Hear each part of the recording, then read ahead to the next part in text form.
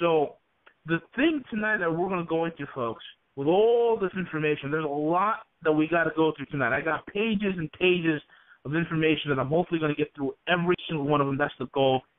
The point is that we want to make tonight is that Ukraine is a place where the dollar goes to die. And what do I mean by that? Again, folks, if you remember back in October, back in September, I talked about the botched false flag event that the Free Syrian Army, these rebels who are a bunch of jihadis from Saudi Arabia and other parts of the Middle East and the Muslim world, what they try to do and blame and peg on Assad and how that blew up in their face. And I told you implicitly that botched false flag event and then the Russians coming down and the Chinese throwing a very hard line on Syria saying this far and no further, which caused the U.S. to pack it in. That event had a lot of reverberations on so many different levels.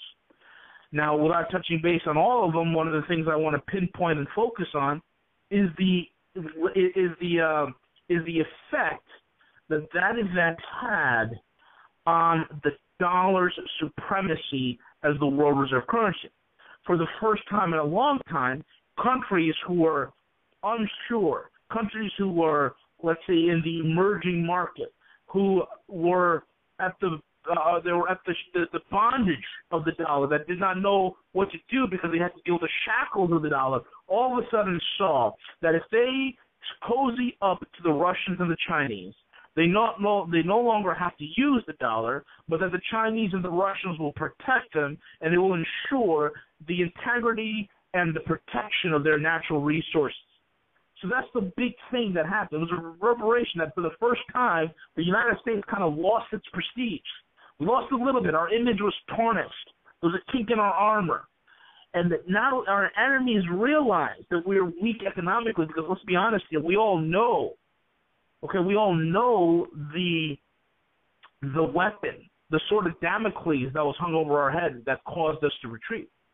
And folks, this time again, it's very important that you realize that no matter what happens in the Ukraine, we have stepped in it so bad that no matter what the outcome is, and I don't think it's going to be a conflict, okay, and I'll get into why I firmly believe there won't be no military intervention there. But the fact is that we're going to be stepping away from that, away from the Ukraine.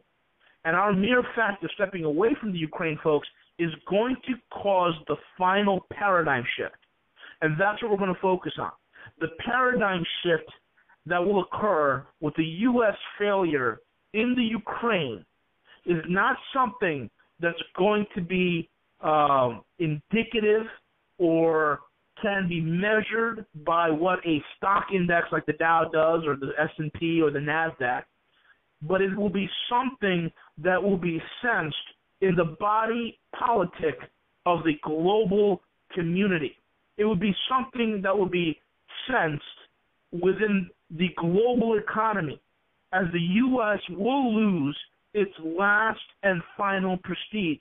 And those nations which sat on the fence for so long, wondering, should we jump this dollar ship?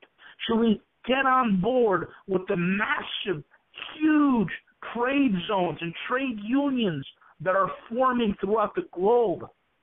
This paradigm shift is going to cause those nations to finally get off the fence. They're going to finally wash their hands and the dust from the U.S., and they will firmly run into the embrace of the Russians and the Chinese. And that's where we're going to kind of go tonight, folks. Steve. I think the best word right now, it's an interesting word, it's revanchist, and we're seeing Russia basically going after their, if you will, their old territorial claims. But I think the other thing that we've got to keep in mind is if you've watched the headlines, ladies and gentlemen, over even the last 72 hours, where Vladimir Putin is being projected as the protector of Western Christianity, at the same time the current administration and all those and even the military are being seen to the world as being diametrically opposed to Christianity. This all has obviously very prophetic significance and relevance. It's interesting to me that as V details out the situation in the Ukraine, especially the relationship of the money, I want to give you the famous statement in history that Rothschild made when he said, "Give me control of a nation's money and I care not who writes its laws." Well, the point is that big bucks are moving behind the scenes. And whether we like to admit it or not, major corporations, whether it's a Russian energy conglomerate or it's the biggest oil companies in the world, Exxon and others, they all have their place in, I would say, the prophetic checkerboard or chessboard that V started out the program with. The problem is right now is that America is being held in contempt. That contempt means to be, there's no way to really understand it except you could use disgust, revulsion, the entire presentation of what used to be Pax Americana, which would be more, I don't know what the Latin word for plunder is, but plunder Americana. We are now reaping what we've sown. And again, it's critical for people to understand this, that the entire Eastern European breakaway nations that were of the former Soviet Union or under their sphere are now terrified to death because they saw what has happened in the Ukraine. And I'm kind of with V at this point. No one can challenge the Russians in a non-nuclear environment, man for man. NATO, you want to know what NATO is? NATO is right now going to be probably, in my opinion, the top generals of NATO are probably being bought off behind the scenes. And someone says, what do you mean by that? If you remember Saddam Hussein's generals during the Gulf War, we, the United States, bought off a lot of his major military movers and shakers. In essence, we gave them so much money that they didn't even have to worry about it anymore, and most of them either fled to Switzerland or other countries around the world with, multi-million and tens of $1 million. So when I'm seeing the Ukrainians go over, and obviously, as V pointed out, a lot of the, especially Crimeans, are Russian by ethnic origin or by choice. The point being is that NATO is now faced with a challenge that they cannot deal with in lieu of the pathetic leadership of the West. I think, V, what's incredible to me is the completely obvious transparency of the taking down and taking part of the U.S. military, first on moral grounds, and obviously we all know don't ask, don't tell has turned into what one author said, flaunt it and be proud of it. But not only that, the battle lines now are being drawn in all realms, in the financial realm, in the physical realm, and in the spiritual realm. It's almost like the command that Joshua gave the children of Israel, choose ye this day who you're going to follow. And that's what it's going to come down to all of us. And here's what it comes down to in the economic front. There's so many voices out there, and yet day after day, week after week, month after month, V and I get the same questions from different people. Well, what about my future? What about my 401k, IRA? We've heard about all of the things that have gone on, ladies and gentlemen, and watched them in real time, where bank deposits were taken by the banks, and basically people went to bed on Friday, and by Monday morning they were wiped out or pretty close to it. It's the realignment of nations, and 70% of the world's most prominent and prosperous economies are saying no to the dollar. Now go back to Kyle Bass's interview with one of the financial advisors to Barack Obama, and and I use the name on purpose, and you see that they're going to kill the dollar.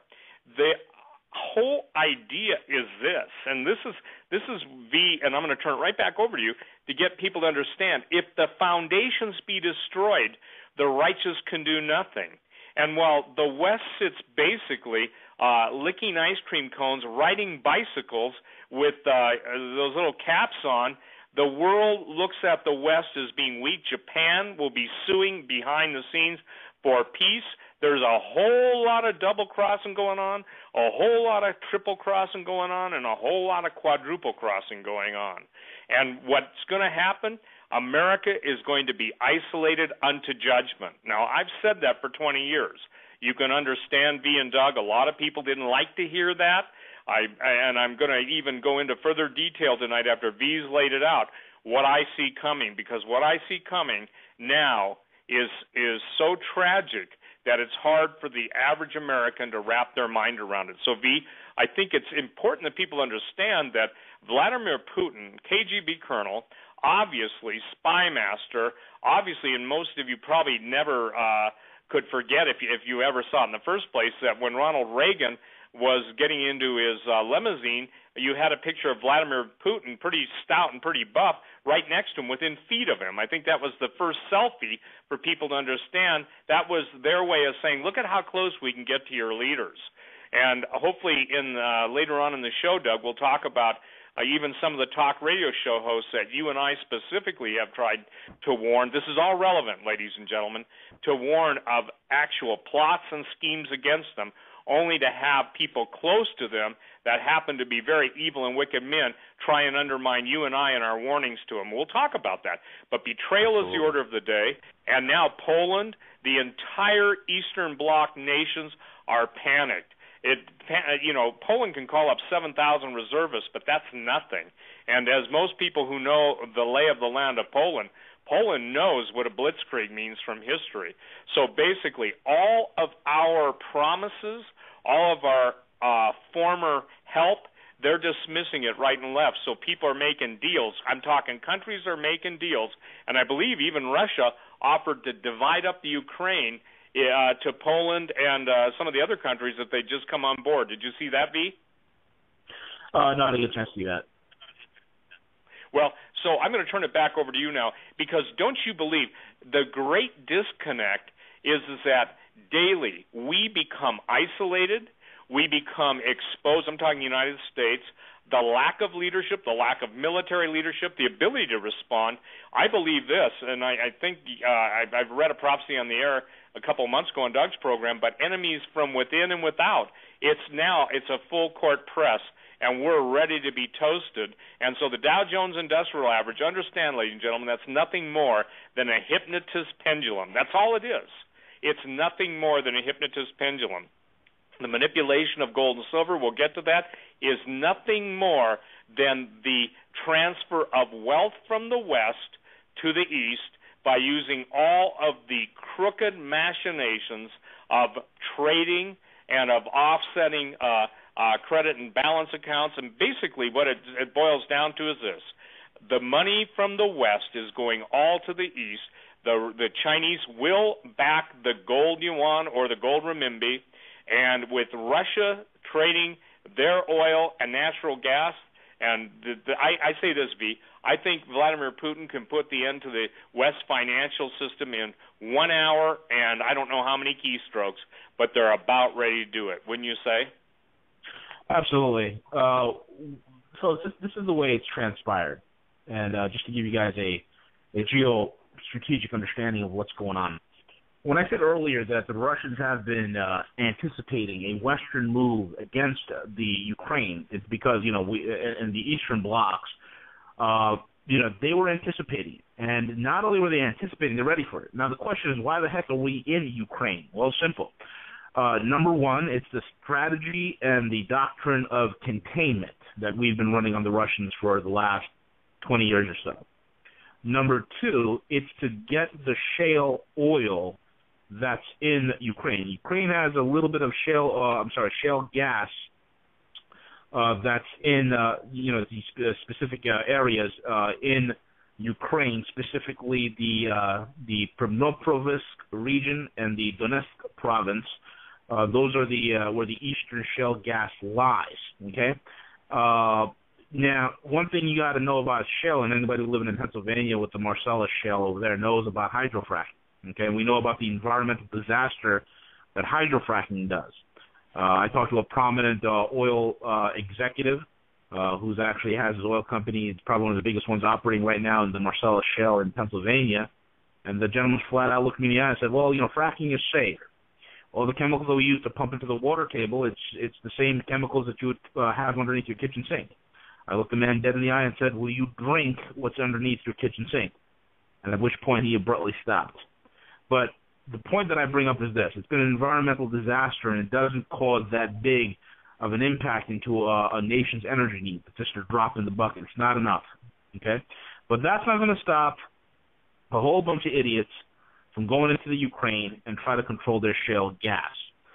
The other thing also is the thing with Ukraine is that they feel that they can go ahead and control the pipeline flows of natural gas from Russia into the hot European markets. Because, like I said back in October, Europe is the actual prize that they want. Europe is the prize, and so they will do anything they can to control the pipeline, the energy flow, get the shale gas, contain Russia. These are all the strategies that are permeating. All of these are strategies of an idiot. Just like they try to control the pipelines and the pipeline deals that are being set up in Syria, and they failed miserably in that, they're failing in this as well, folks. And what I mean by that is this. Just because you can control the valves on a pipeline does not mean you control the source. It is the equivalent of you owning your home, and you don't pay your water bill for a few months, and all of a sudden the utility company, which is the source, comes down and shuts off your water. Now, you can control the faucets all you want, but you don't have control of the source. And that's what these idiots are failing to understand. That's how drunk in hubris they are. And this is my point of desperate people doing stupid things. Secondly, the shale gas. Who do they put in charge of the shale gas program? Well, they put two guys in charge, Igor Kolonomsky and the other gentleman by the name of Serhiy Tartua, both of whom are a bunch of neo-Nazi thugs, and both of whom are dual citizenships. They're Ukrainian and Israeli, okay? So there's a lot of intelligence operations going on, a lot of double-crossing going on, like what Steve mentioned, okay? So when you look at the Ukraine, right, a failed, botched attempt. You have neo-Nazis controlling the majority of the power structure that's coming into play. And, of course, you have the oligarchs and the Western-backed puppets. Putin, what he did was masterful. The man took out the entire eastern half of Ukraine, Crimea, and he annexed it without a single shot being fired, without any sort of bloodshed. And that right there is a marvel, folks. Russians were paying $90 million a year to lease out that naval base. Now, that naval base no longer has to be paid. It's theirs, totally and entirely. The other thing that's beautiful is what the West missed, is that there's great natural gas deposits right in the Black Sea and Crimea. So the annexation of Crimea was a very, very strategic move energy-wise as well. It means that not only does Putin have a navy there to protect those energy rights, but he has all the drilling rights off the coast of Crimea. A very, very powerful move indeed. So now what is the West going to do? Well, they got their hands tied. Folks, I will tell you right now, Ukraine, you could already write it off as a failure. We cannot field any troops. Logistically, it will take us at least till July, maybe even August, to get any sort of sizable number there. And number two, the Russians there, folks, that's their home turf. You don't win wars against a well-equipped military in their own home turf. It's a suicide mission. So that military option, folks, is off the table. So what's left for the West? Oh, you hear the talk. You hear the bellicose language coming out of John Kerry, the Mr. Ketchup Man. And what does the Ketchup Man do? Well, the swift boat Ketchup Man says that they're going to go ahead with sanctions against Russia and ban them from the G7 and the G8. Who cares?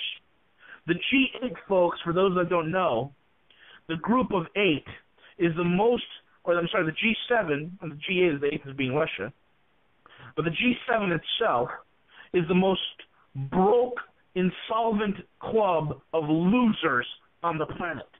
You want to talk about a group of countries and nations who have the most broken down, run down economies? All you have to do is look at the G7, headed by the U.S., headed by the British, the French, headed by even the Germans. You want to talk about insolvency? There you go, folks. And they're going to and there's idle threats of, oh yeah, we're going to ban you from the G8 and the G7. Who cares? The real power, folks, is the G20.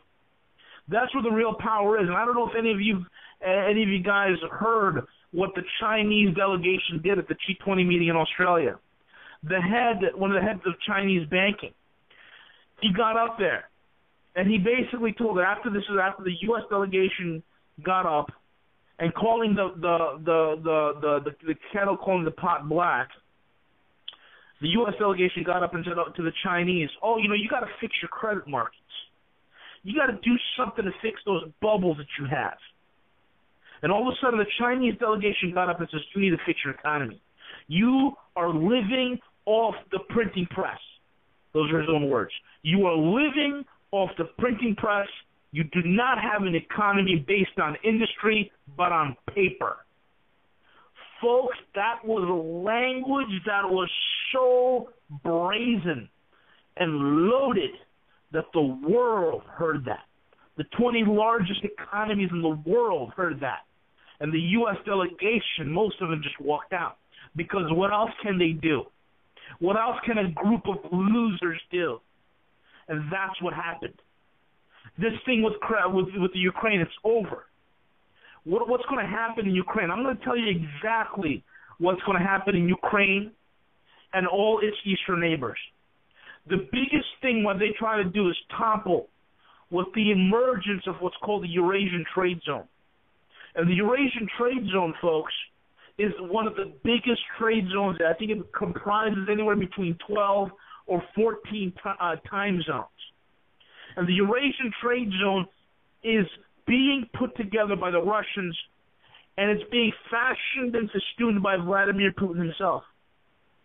And it's going to comprise trading resources without using the dollar as a medium of exchange.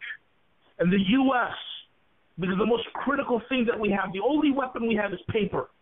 And the only advantage and the only luxury we have is that our currency is a world reserve currency. This strength, folks, also happens to be our Achilles heel. So the Russians are making a power move, and we're falling into it. The Russians, folks, let me tell you this. This is from inside sources. I firmly believe, and even with my own data is telling me, and my own intelligence is telling me, I firmly believe the Russians, not only were they prepared for a Ukrainian invasion, okay, by the West into Ukraine, but they laid the trap perfectly for them. What do I mean by that is this. During this whole entire social upheaval that was occurring in the Ukraine, all of a sudden, a well-armed, well-funded police force that is pro-Russian suddenly stands down and mysteriously disappears back into the woodwork. All of a sudden, a bunch of unarmed civilians were able to storm the governmental headquarters. They were able to storm the presidential villa long after, of course, the president has been gone. But who gave the stand-down orders to the cops? Who told the pro-Russian cops to stand down? And I believe that a lot of the intel is pointing that Putin allowed this to happen because it would be a gigantic mess. Because he's already secured Crimea. He knew he had Crimea. As soon as this thing started, he knew he was going to take Crimea. He knew he was going to decapitate the whole entire Western move and the dollar in one shot. And this is it. Because of what he's done, and because the West, particularly the U.S., we like to create monsters that we can't control. He knew that we're going to get a whole bunch of neo-Nazis. He knew that the only allies that the U.S. has working in the Ukraine are neo-Nazis, are self-absorbed oligarchs, and a few social idealists. That's it. It is of no threat to the Russians. It is of no threat to the Russians. And so when the UN and the U.S. when the U.S. and NATO came in with their NGO and the $5 billion that they dumped into this whole entire program, all Vladimir Putin had to do was annex Crimea, which he already had in his back pocket, and then watch the destruction. Because what's going to happen in Western Ukraine is this. It is going to turn into a wasteland. In the next 15 to 18 months, it will be a wasteland where neo-Nazi thugs, oligarchs, and U.S. NATO puppets will be vying for the levers of control. It will be just like how Kosovo is. It will be a den of thieves. It will be a deposit for narcotics and narcotics trafficking. It will be a central hub of sex traffickers. It will be a central hub for organized crime. This is what happens when the U.S. goes in, or NATO or the UN goes in to change a regime. A country goes from a second or first world status into a third world hell. And that's what's going to happen. And you better believe as this happens, Estonia, Romania, Latvia, all the countries right now that are having the tentacles of Monsanto and the tentacles of ConocoPhillips and Chevron, all these tentacles of Western-backed corporations and banksters and oil companies coming in, they're going to realize, oh my God, so this is what happens when the West takes over a country, when their pensioners are having their pensions cut in half, when the resources are being stripped, where the price on energy and food explodes, where the people can no longer afford to live in their own country. So this is what happens. And you will see the entire Eastern Bloc, the color even the ones that are the color revolutions of the early millennium, wash their hands of the U.S. and go running into the Eurasian trade zone that Putin is setting up. That is the trap. This is the eagle trap. I wouldn't even call it an eagle trap because we're a turkey now. This is the turkey trap. And Vladimir Putin has turned Ukraine into an economic and political turkey shoot. And we are the target, and we are what's for dinner. Steve. You know, it used to be said it's tough to soar with eagles when you got to trot with turkeys. And it brings me to some of the visions that Dmitry Duduman had. I'm sorry, I couldn't resist. It seems like, I used to say, it seems like a lot of critics out there believe every day is Thanksgiving because they sure do a lot of turkey activity. They act like turkeys, and that's not a compliment. I want to put everybody in remembrance because I think that something that is forgotten, especially in the accepting of prophecy evangelical world and even the non-Christian world seems to put more stock in the prophecies of Nostradamus. If you take the polls that are out there that these are the end times, the understanding of Gog and Magog, the end war, the rise of Antichrist. I saw it today too, V and Doug. I don't know if you guys saw it, but 49% of the Americans polled believe that the United States government is out to kill them. Whoa, what is it?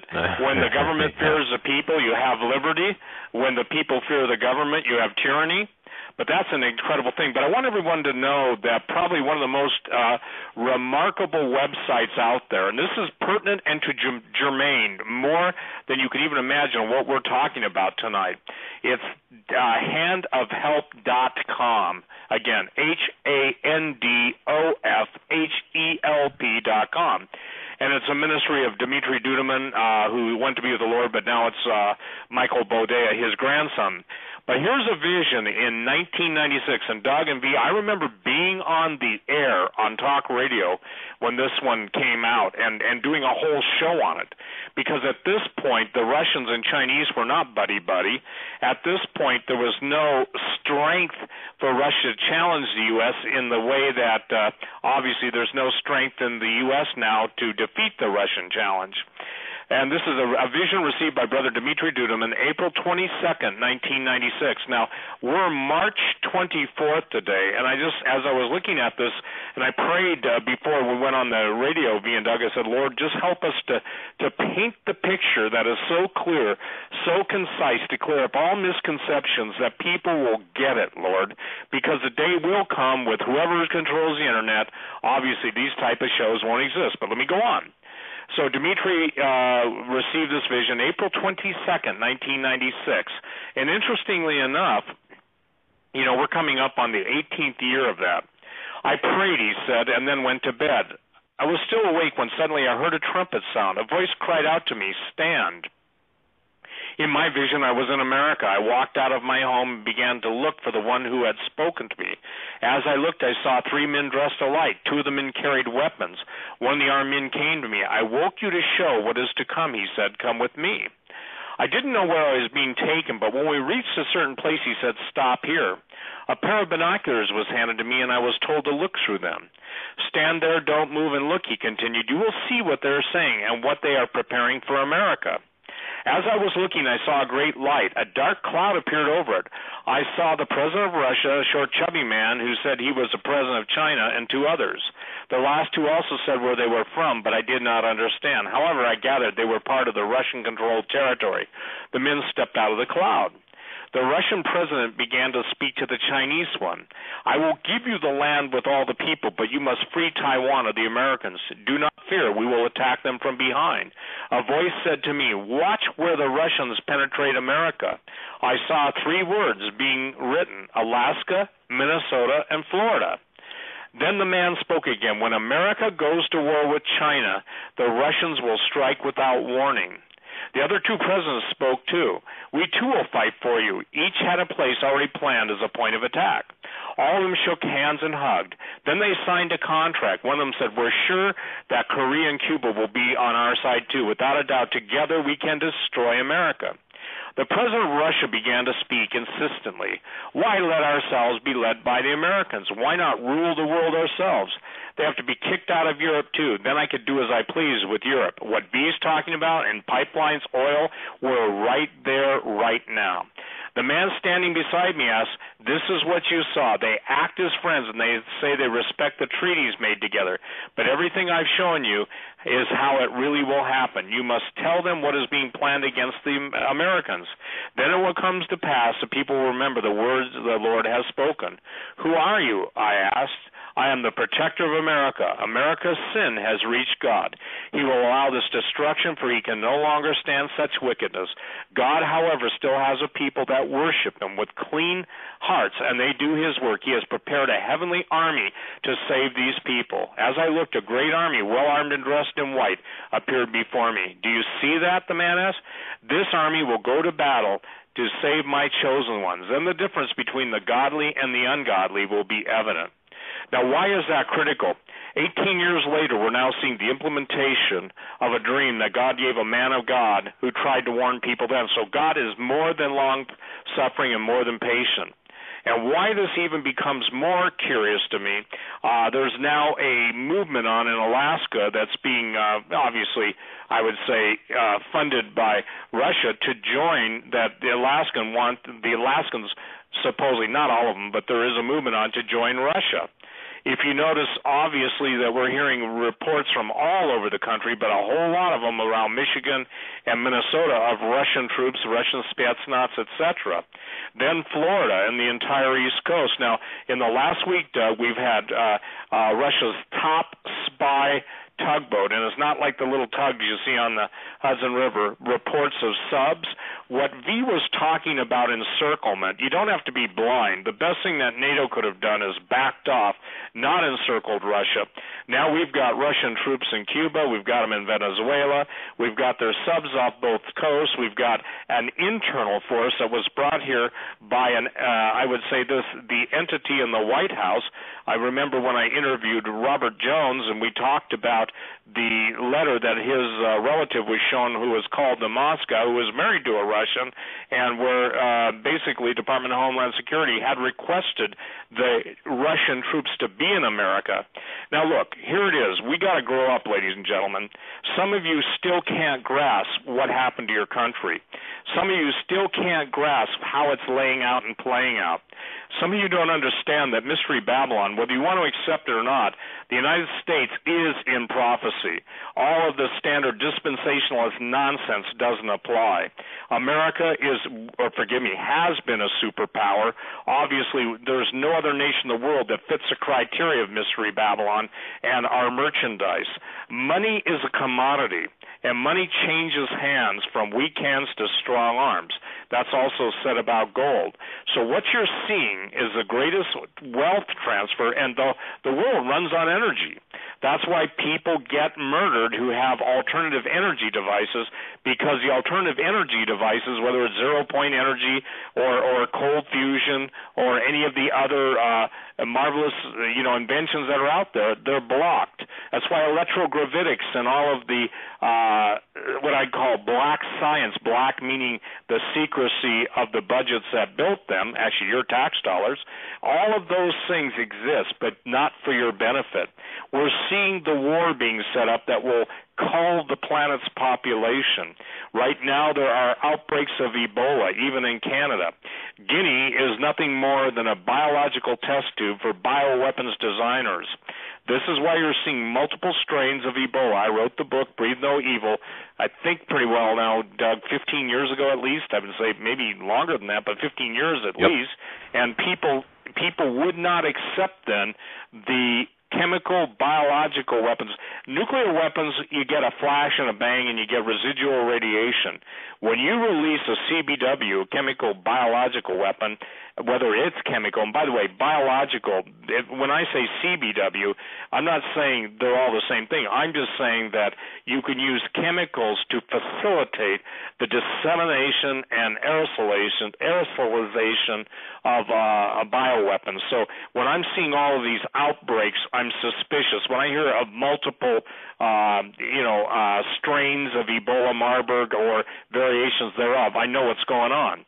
Because if you understand the contempt the Illuminati has for the global population, we're talking about 5 to 5.5 billion people that have to be destroyed. It doesn't, I get V, and I don't know if you get them too. Why didn't you guys ever talk about the Bilderbergers or the Committee of 300 or this or that? That's 20-year-old news. We're talking about World War III. We're talking about the end of the United States. We're talking about treason. We're talking about murder. We're talking about invasion. We're talking about the whole issue of the United States being able to exist. And when you've got 70% of the world and you've got the BRIC nations, Brazil, Russia, India, China, and then you've got everyone else that's now seeing that they're being double-crossed, you're seeing the intentional, and I say this, the intentional rape, pillage, and plunder. You know, Doug, what really was astonishing to me?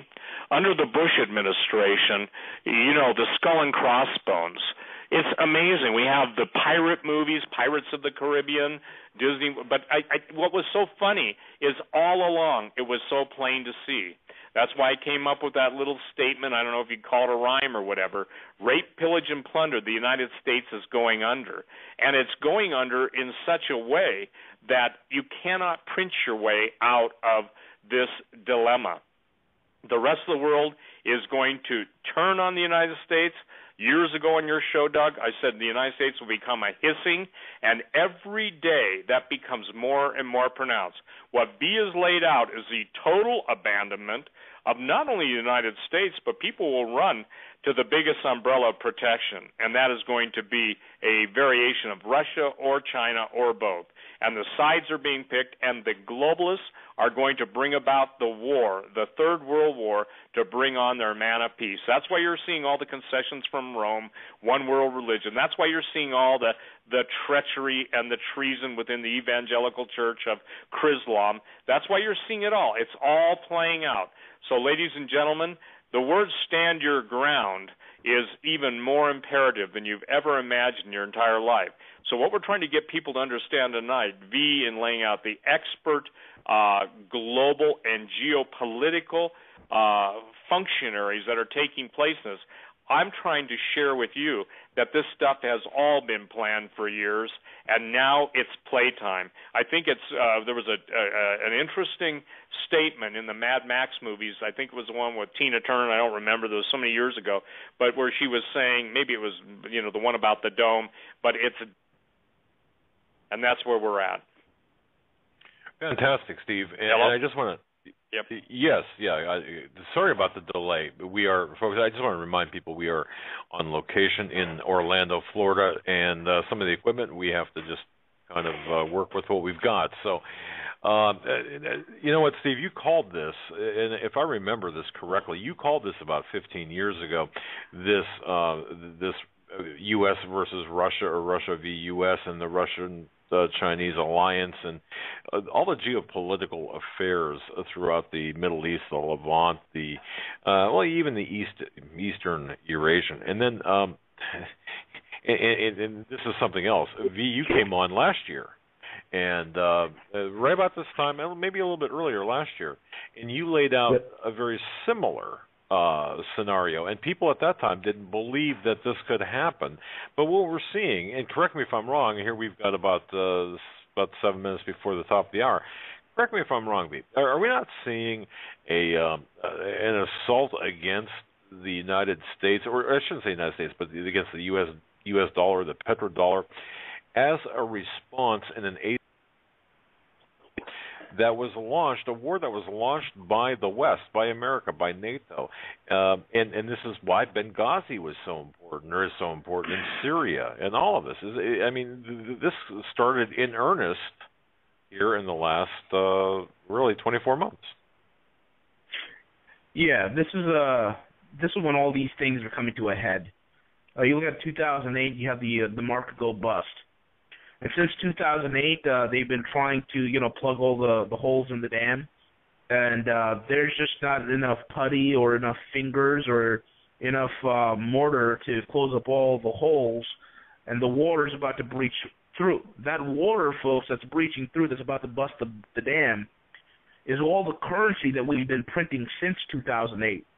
It's all that currency that's been put out into the world markets and the Forex exchanges that are coming home to roost. And that's why we're seeing the dollar up high. I mean, think about it.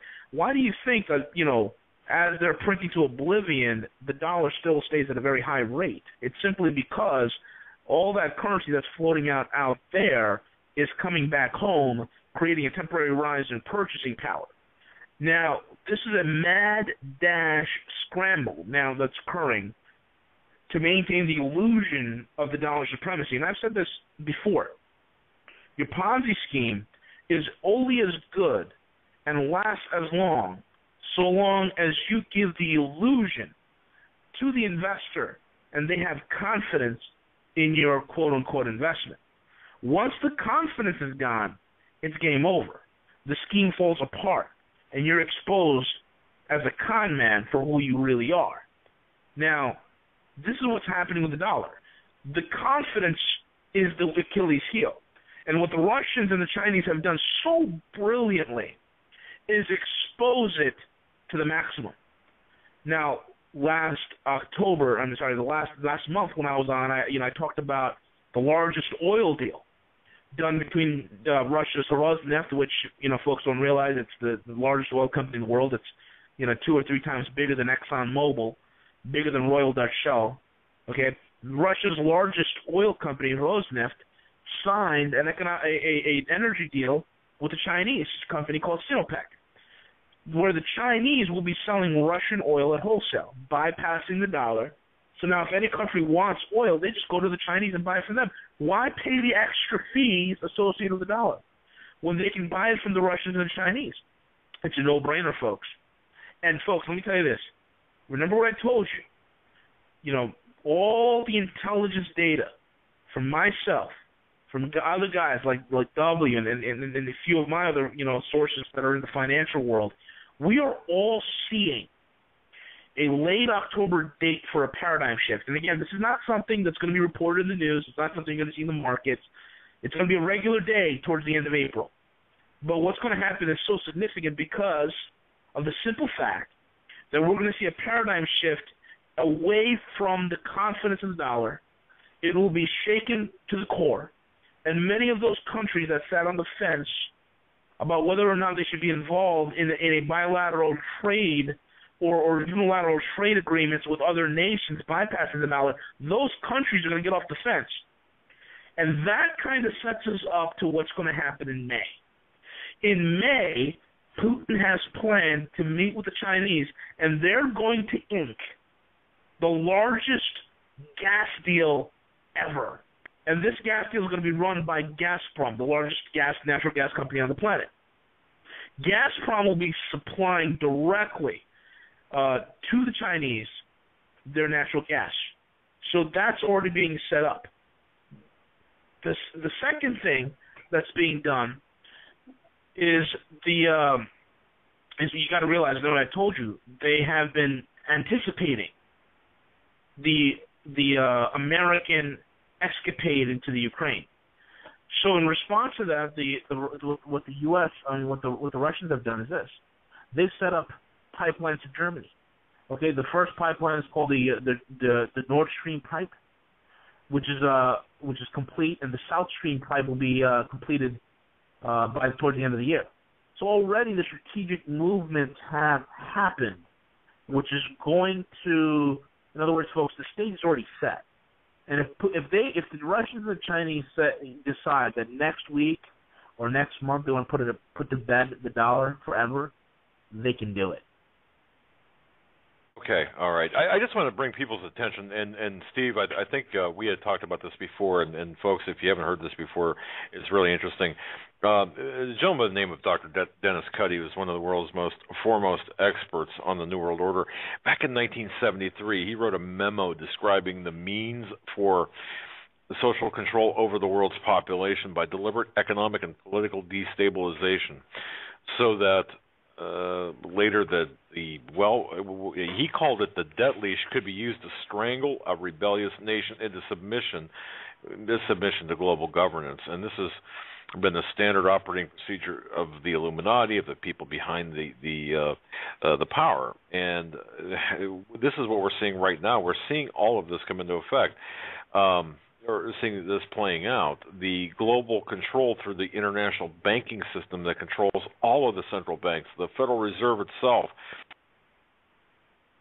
and the international bankers, the CFR Trilateral Commission, Zygmunt Brzezinski, and don't forget his daughters and media.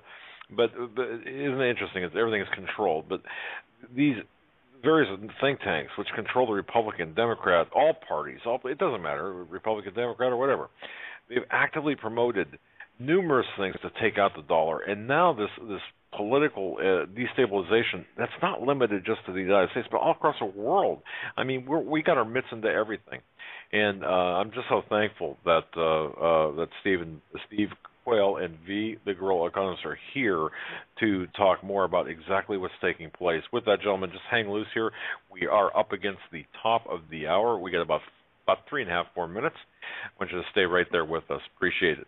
Folks, you're listening to the Hagman and Hagman Report. We are on location from Orlando, Florida, in anticipation of the Prophecy Conference coming up at the end of the week. Prophecy and the News Conference in Orlando. Very special guest tonight, Steve Quayle from stevequayle.com, the Guerrilla Economist, roguemoney.net. Bookmark both of those sites, folks. And right back after these brief messages. Stay with us.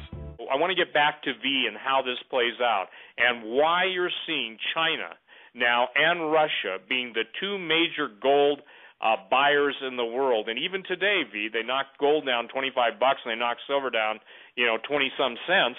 And people say, well, how can they do that? Why don't you explain to people how the Chinese are being able to buy gold at a discount, physical gold, by basically manipulating, with the help of J.P. Morgan, Goldman Sachs, and others, how they're able to buy all the physical gold? How does that take place? Well, this all goes back decades and decades and decades.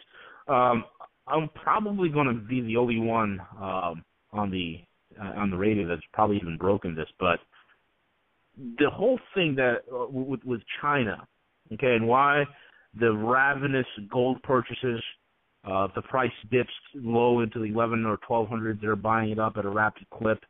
The price being in the 1300s, and then we saw as high as close to $1,400 per ounce, and then all of a sudden you see the beat down again, and then the Chinese buying more again, even though the physical market is shrinking at such an alarming rate. There's really not much left. What's being taken out also is being taken right out of the refineries. We heard about the Swiss refiners being backed up and delayed. Let me explain what all this means.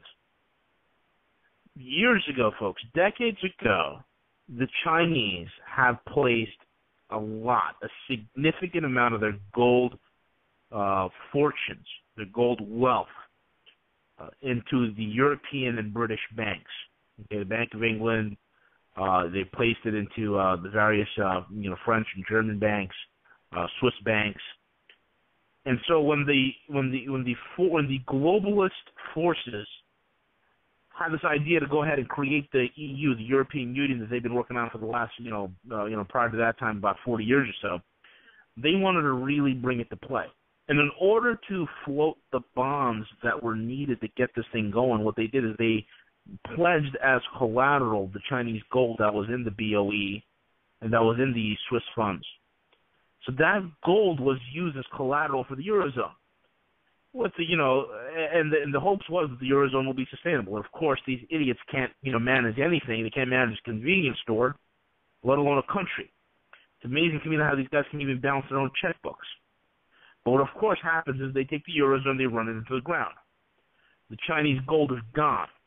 The banksters have confiscated it. So in this process of having it all gone, now, in the last, I'd say 5 years or so, the Chinese have been really bringing the pressure to bear and demanding repayment of all their gold that they've ever loaned the Europeans. So on top of all the buying that they've been doing, they've been repatriating their gold as well, to the tune that we have 1,000 metric tons of gold leaving the European zone, the Eurozone, and the British Isles every month. They're doing this in order to get back what is rightfully owed to them. J.P. Morgan is involved in the whole same thing because, again, the whole London Whale squabble and his debt that went down south that he lost to the tune of $100 billion, not the $2 billion or $9 billion where they left it, but $100 billion, had to do with rehypothecated Chinese gold. Hence, J.P. Morgan is in the process of paying them all back, and their headquarters down here in New York was put up as collateral for that loan. for that debt that was lost. Okay, so this is what's happening, and this is temporal. There's not much being done right now in terms of there's not that much paper to float, or what I'm saying is there's not enough paper left to keep the suppression going. A lot of investors are seeing the handwriting on the wall, and they are waking up to the fact of the idiotic spending habits of the United States, and we're seeing this in the Eurozone, in the Americas. And these investors are waking up and saying, we don't want any part of this. We're going to head for a safe haven. And as the Ukrainian situation unravels and blows up in the United States' face, there's going to be a mad dash to the exit doors. Now, this is why those who have hard assets will win. Why? Well, folks, let me explain to you the type of world we're transitioning towards, and this is very important. Because of the grand mess that they have created in paper, okay? And one thing that you want to call these globalists, these elitists, these powers that be, these New World Order types, is they need paper to manipulate. Without paper, they don't have any power. Paper equals power to these punks, all right? Hence, since the founding of this country, our struggle is not really with the British governments per se. Our struggle from the birth of our nation was against the banksters. It was against the formation of two central banks, and finally the third central bank succeeded. It has always been against the fight of hard currency and hard assets versus paper and fiat. They need this to survive because you cannot manipulate a hard asset. A hard asset is limited, it's finite. It has intrinsic value. So there's not much you can do in terms of manipulating it. So in order to jack up an economic system sky high to the way we have it today, you need fiat, you need paper. That's the Achilles heel. The Russians, the Chinese, the 20 other large economies understand this. And they are in a hard asset buying mode. And we are transitioning into a new world, folks.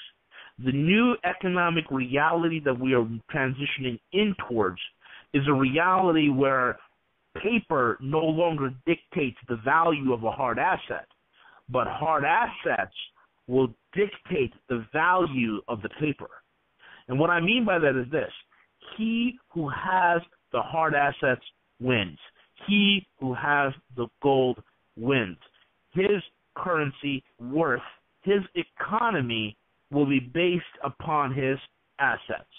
We don't have none in this country, whereas those in the rest of the world and the rest of the large economies do. Okay? So we in the West will be left holding the bag. We in the West will be on the outside looking in, while the rest of the world goes on and forms their trade zones and trade unions. Now, I told you how all this thing will play out.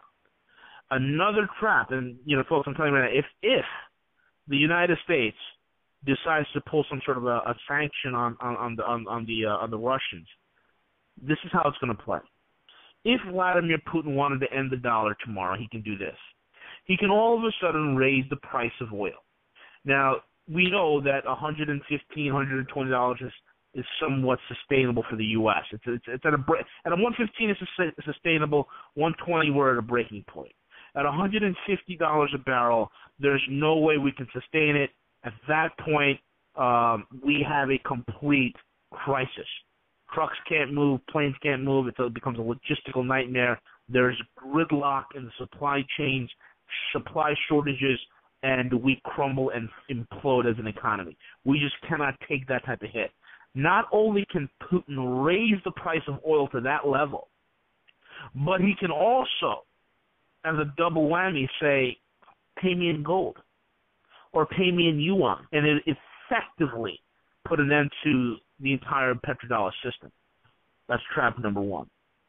Trap number two that we see forming, and we remember what happened with the Saudis at the Sochi Olympics.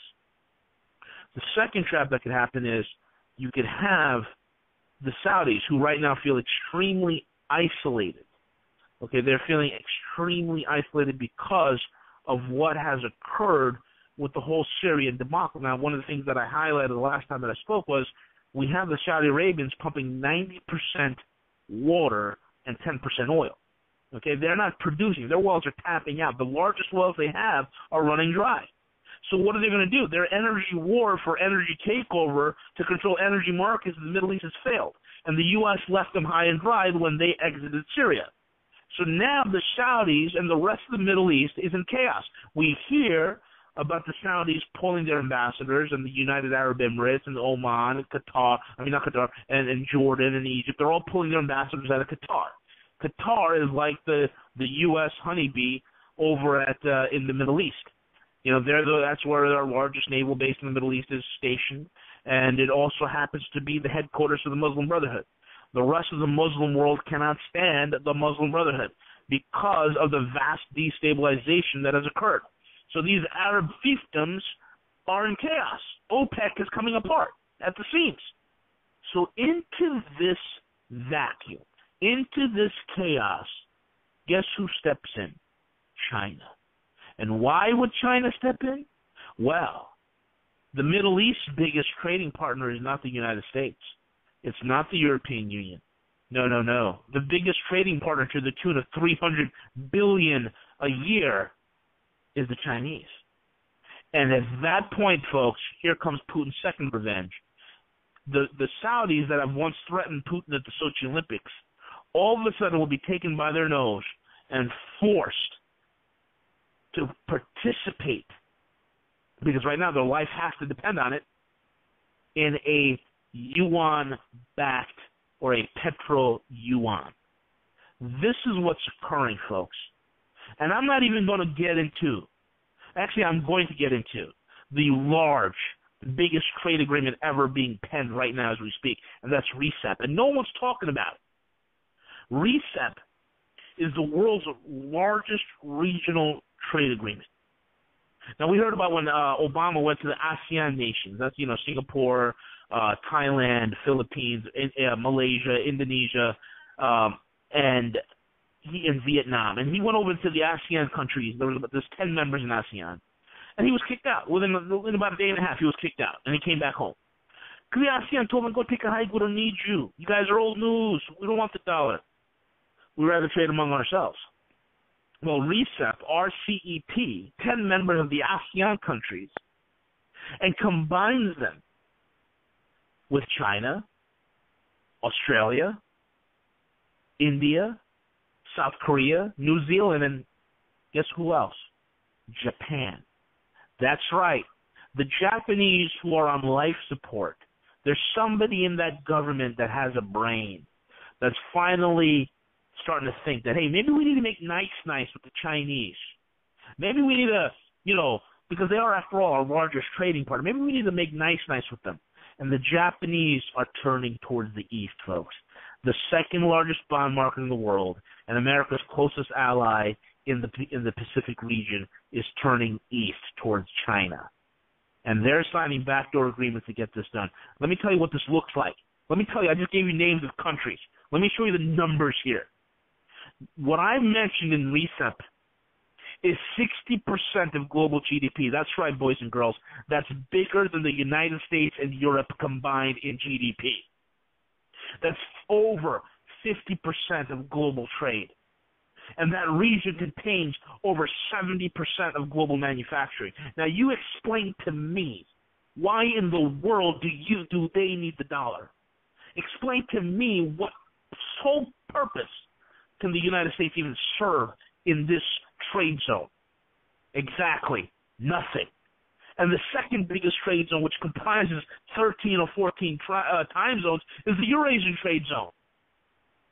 And that's a huge trade block. And guess who's going to be involved in that too? Germany. That's right. Germany will be leaving the Eurozone. They pay lip service to the European Union, but they'll be leaving the Eurozone. And you're going to see them hitch their wagons to the Eurasian trade zone. And between those two trade zones, it's over with. And that's why I said in 2012 and 2013, every single trade agreement that's been hammered out had nothing to do with the dollar. It had everything to do with yuan convertibility and gold-backed settlement. That's it. So think about this, folks. People say, well, V, what about the West? Well, let me tell you something. There are certain elements in the West that are waking up. My contacts in the City of London have specifically told me, V, we will not support a single sanction against the Russians. We won't support it. We'll pay lip service, but we won't support it. The reason why we won't support it is simple. We love Russian money. And, folks, if you've ever been to London, I'll tell you this right now. I've been there. There is a great deal of Russian investment in the City of London. There's a great deal of Russian real estate that's owned in London. The Russians take advantage. The City of London loves the fact, the bankers in London love the fact that the Russians take advantage of British tax havens in the Cayman Islands, in Gibraltar, in the British Virgin Islands. They love that fact. They're not going to lose that relationship because America can't get its act together. The Swiss, who are late to the party, after they've ruined over 500 years of a banking reputation, decide, hey, we're kind of screwed up here. Let's make nice with the Russians and the Chinese. So they're waking up. So the Brits and the Swiss and the Norwegians, and Norway, by the way, is like the wealthiest country in the world per capita, folks. Per capita. The wealthiest, most stable economy, most stable country in the world, Norway. The Norwegians are going the way of Russia and China, and that is one of the most wealthiest nations. And they're going to be setting up trading partners with them. So where does that leave the U.S.? Well, leave the U.S., the French idiots, the broken-down Spaniards, the broke Italians, and the destitute, poverty-stricken Portuguese on the outside looking in. Maybe they'll get a few crumbs off the table, but in terms of the United States, we are facing isolation. We are seen as a rogue state. We are seen as the problem child that's going to need an economic spanking, and we're going to be taken out. I'm not talking about nukes falling out of the sky. What I'm talking about, we're going to be taken out economically. Because at that point, there's no need to fire a shot. At that point, this is exactly what I said. When the Chinese are setting up, and this is what my sources have said to me, they've been setting up industrial zones, 100,000 square feet, square mile industrial parks in upstate New York and in Iowa, okay? An idle manufacturing bump, but they're buying it out in Pittsburgh and in Detroit, Michigan, and in Cleveland, Ohio, and Camden, New Jersey, and Newark. Why are they doing all this? Because when this entire global economy realigns into a hard asset, hard commodity-backed economy, we will be on the outside looking in, and we will have a worthless, hyperinflated currency that's going to be as good as toilet paper. And at that point, folks, the American worker will be one of the most cheapest workforce in the world. And at that point, you're going to see the Chinese utilize us to make Apple iPhones in a Foxconn over here. You're going to see Nike utilize Americans in a sweatshop right here maybe in upstate New York, making Nike shoes for $1.25 an hour. This is the reality we're stepping into. We have allowed lunatics to ruin the finest economy in the world. We have allowed lunatics to sell you a bad bag of goods, sell you the lie that we're a consumer-based economy, and we're left holding the bag. We are nothing. We are a cancerous growth on the global economic playing field, and nobody wants to play with us anymore. The game is over, and people already see globally that the emperor has no clothes. This is why China was so quick to throw their hat in the ring with the Russians over Crimea, and the Indians so quick. And what I tell you about the other trade zones that are going on, even with India, okay, and the Iranians and the Turks, they're all tilting east. The BRICS, these are all in play, and we are seeing a commodity powerhouse, which is the Russians, and an industrial superpower, which is the Chinese, coming together, creating a new economic world order and putting the Western banksters on the outside looking in. Folks, that's the world we're heading into. And they hold all the cards. Yep. V, it's interesting that you mentioned that we will be the slave labor, and we obviously, I do believe that. V, the benefit here, I just want to make sure that people understand this, and maybe you can just touch on this again. You mentioned Saudi Arabia, and Steve, you and I spoke, and well, all the three of us spoke about Saudi Arabia here the last couple of programs. The Saudis saw what we did in Egypt, and of course they weren't too impressed. And I'll get emails after a program like this, Steve and V, from people saying, well, China, China, their economy is a little bit rough, and, they hold a lot of U.S. paper, whatever. But the fact of the matter is, how do you fix a bad economy? Well, two words, cheap energy. In a way, are we not seeing Saudis being pushed into the arms of China, V? Yes, absolutely. And they're being put there because of us and the idiotic foreign policy that we're running, and the idiots that are in charge of this administration running the country to the ground. That's what's happening. We're not only chasing the Saudis into the Chinese arms, but we're chasing every single person that has any sort of resource or benefit or beneficial business that can be that we can engage with. We're pushing them directly into the arms of the Russians and the Chinese. We are totally being isolated, Doug. Gotcha. And Steve, we've talked about this too. I'm just going to toss it back to you, Steve. Oh, by the way, I just want folks to know, and in fact, Steve and V, I'll tell you this. I did not get a chance to tell you this before, and ladies and gentlemen, emails that I'm getting, thank you very much for your emails. For whatever reason right now, for the last 24 hours, I have not been able to send emails. I just want to let you know that. I can receive them. I cannot respond to them. I've got somebody working on that as we speak. But go ahead, Steve.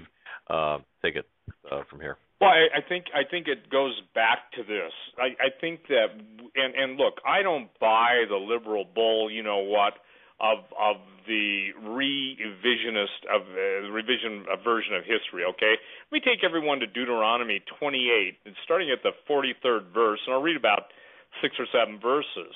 Now, listen to this. This is Deuteronomy 28. Tell me if this doesn't apply. The stranger that is within thee shall get up above thee very high, and thou shalt come down very low. He shall lend to thee, and thou shalt not lend to him. He shall be the head, and thou shalt be the tail. Just put into that parentheses. Moreover, all these curses shall come upon thee, and shall pursue thee, and overtake thee, till thou be destroyed, because you hearken not unto the voice of the Lord your God, to keep his commandments and statutes which he commanded thee.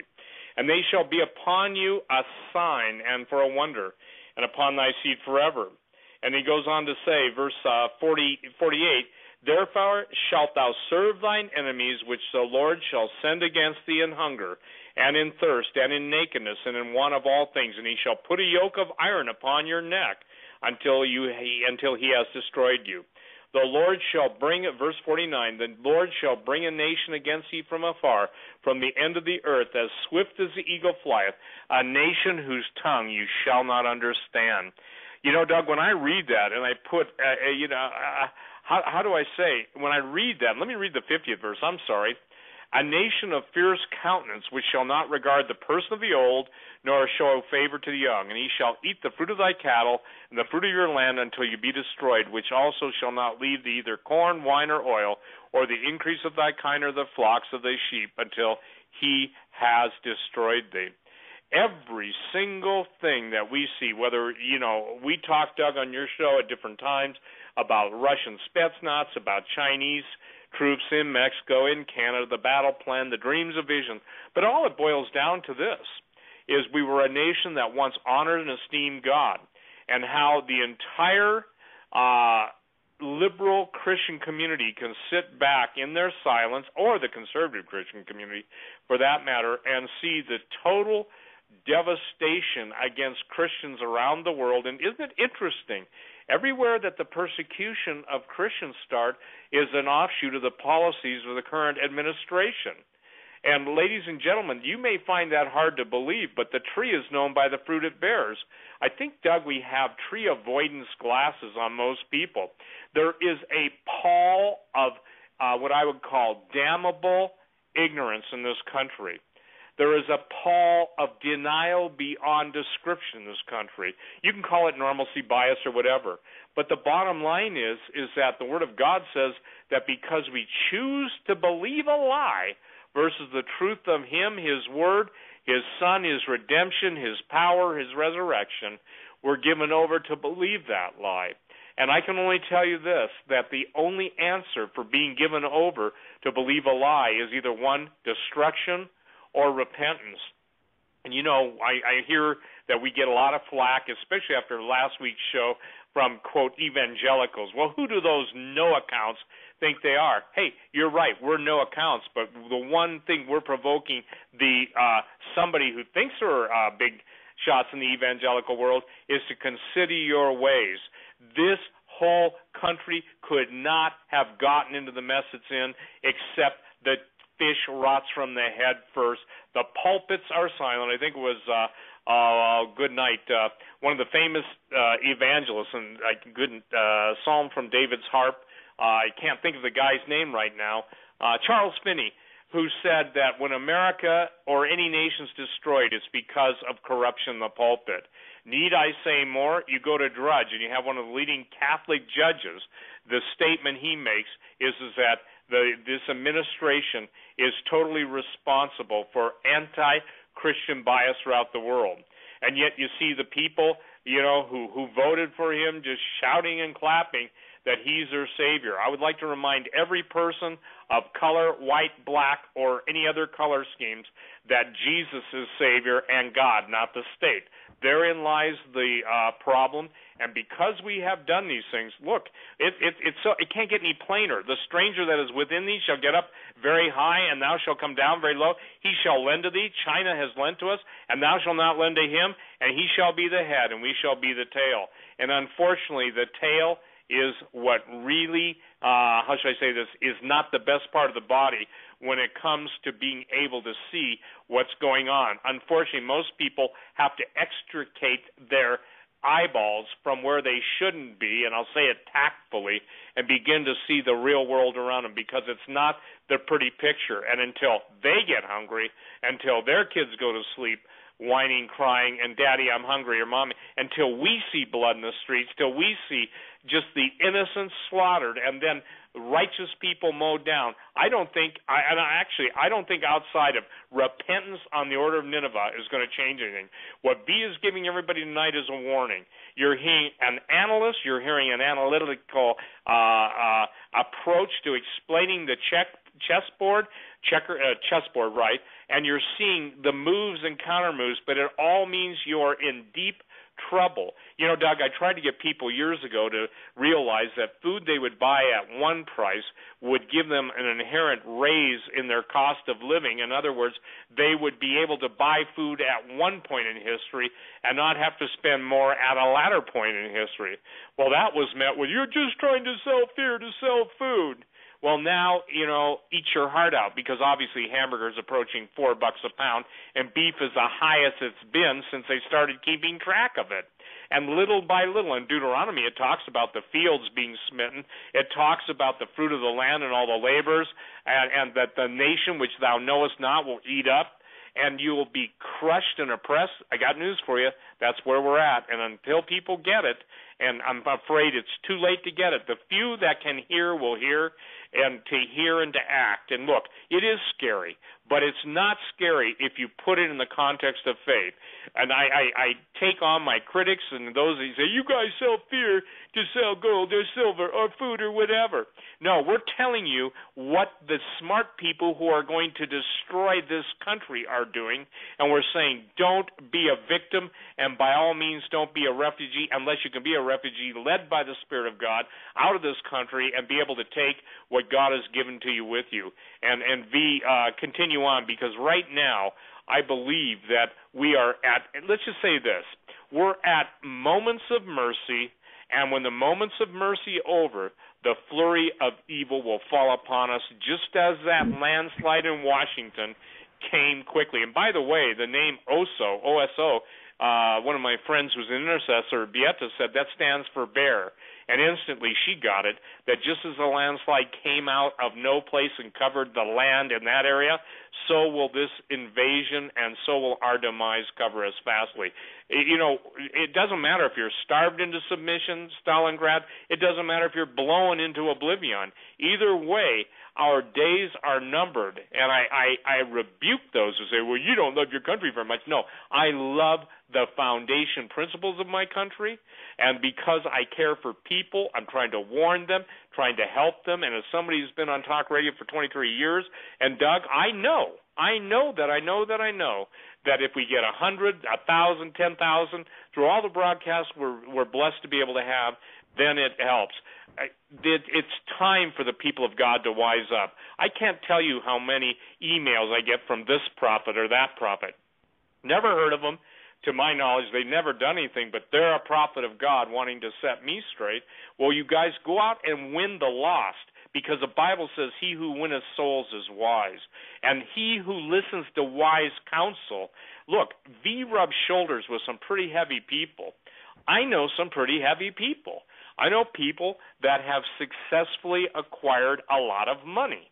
Obviously, I try and win some of those people to Jesus, and sometimes, you know, I do the best job I can, and not because I want their money. I want them to realize that their money isn't going to go into the grave with them, so why not help the veterans of the United States? Why not help the people that were willing to die once for their country? Now don't let them die before your eyes because they're being cut off. And again, Doug, no one called that earlier or more concisely than I did, and yet I couldn't even get the vets to go along with it at that point. Now the ones that are still alive are starting to see. So, you know, the point that we've got to make is understand this. Every war is economically based. You can have the righteous indignation, but it always ends up with religion is applied to resources, and when God blessed those who walked in his way, he blessed them with resources. Abraham wasn't blessed with Federal Reserve notes, IRAs, KIOs, and 401ks. He was plenteous in goods, and the rest of the world understands that, and evidently the American investor doesn't. He's willing to stake his family's life, his provision and future provision on paper promises of a magician's illusion that are worth absolutely not even the ink they're printed on, because it's invisible ink, and the ink will disappear before their very eyes as their wealth or what they've stored up is wiped out before them. Go ahead, V. You know, one of the things you'd have to see here, folks, is this. The advancement of how Putin so tactically and so precisely taken over Crimea and annexed it, okay? it's already provided a blueprint of a lot for a lot of the tensions in the Pacific. And what I mean by that is this: Putin provided the blueprint for the Chinese to take over Taiwan. And to clarify that, those things that he laid out with that Crimea takeover was, number one, to move fast and act very decisively, which he's done. Make sure that there's very little violence, and you have to have the mobilization of insiders. This Crimea fall will not only reverberate to a massive embarrassment of the United States, which will cause a great paradigm shift towards the end of April, which by the 2015 we will be on the ropes economically and financially speaking, where you will see a dollar dump happening faster at a faster rate. And then you will see strongholds of either U.S. alliances or treaties or partners or commonwealths or whatever have you, assets, like Taiwan, fall back into the hands of the Chinese, and nothing will be done. Okay? Let me tell you something, folks. Losing China and losing Ukraine was more strategically grievous to the United States than Taiwan will be. So if the United States did nothing but turned its tail and ran from Syria, if they did nothing but sit there and watch as we get absolutely pummeled and embarrassed, because there's really nothing we can do. The servant is always a slave, okay? The borrower is always a servant to the lender, so to speak. And a creditor nation such as Russia is to the United States, the creditor nation will be always able to pull the strings. So there's not going to be no great action on part of the United States to strike at the heart of Russians or try to take or overturn the moves in Crimea. There's nothing that's going to be done. And just as that will turn into a massive embarrassment, you can see in the Pacific the U.S. doing nothing. Will the Chinese take over the Senkaku Islands, which will occur, and it will occur very quickly because the Chinese are mobilized for a very fast, short war to take the Senkakus if need be. And I think the Japanese will probably just give it to them, or they will come into some sort of an agreement where the Japanese will quote unquote hold the island, but give the drilling rights all over. Hand all those drilling rights over to the Chinese companies like PetroChina or Sinopec. This is what's going to happen. Taiwan will be integrated because Putin just gave the Chinese their playbook. And the U.S. will sit on the sidelines and do nothing. You know, I said earlier in the broadcast, desperate people do stupid things. One of the most stupidest things ever done was the TPP, the Trans-Pacific Partnership. And the TPP, I like to call the toilet paper protocols.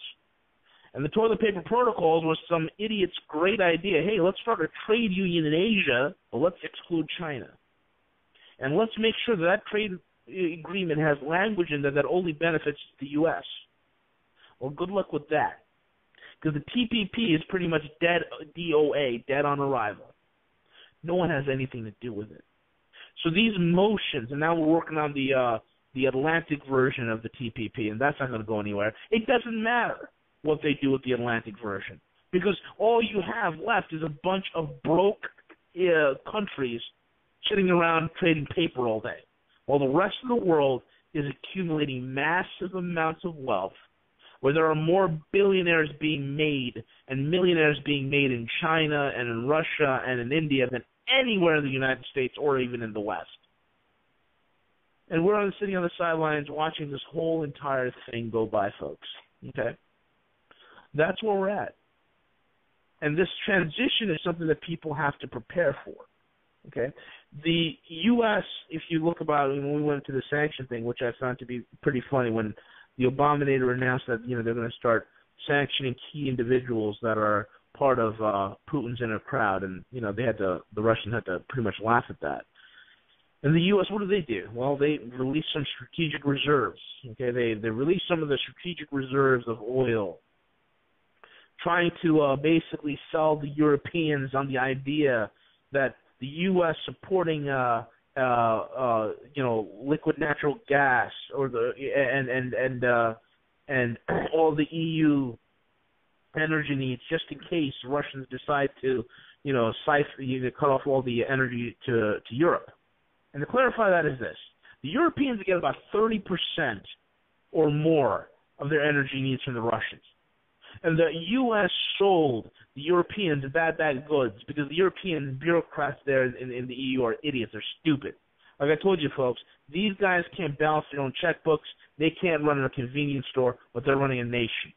So the U.S. convinced these guys, because we got the best salesmen working for us, that, hey, no problem, support this little NGO subversion takeover of Ukraine, and don't worry about the Russians cutting off the gas supplies, because we have gas supplies over here in the Marcellus Shale and the hydrofracking we're doing all over the place over here in America. We'll be able to supply, and we'll release some of the oil that we have at our strategic petroleum reserves, and that should help alleviate your market. And that was the carrot that the U.S. put on the end of the stick to assure the Europeans that they won't have any sort of an energy crisis when Gazprom decides to, hey, you know what, we're going to cut off supplies.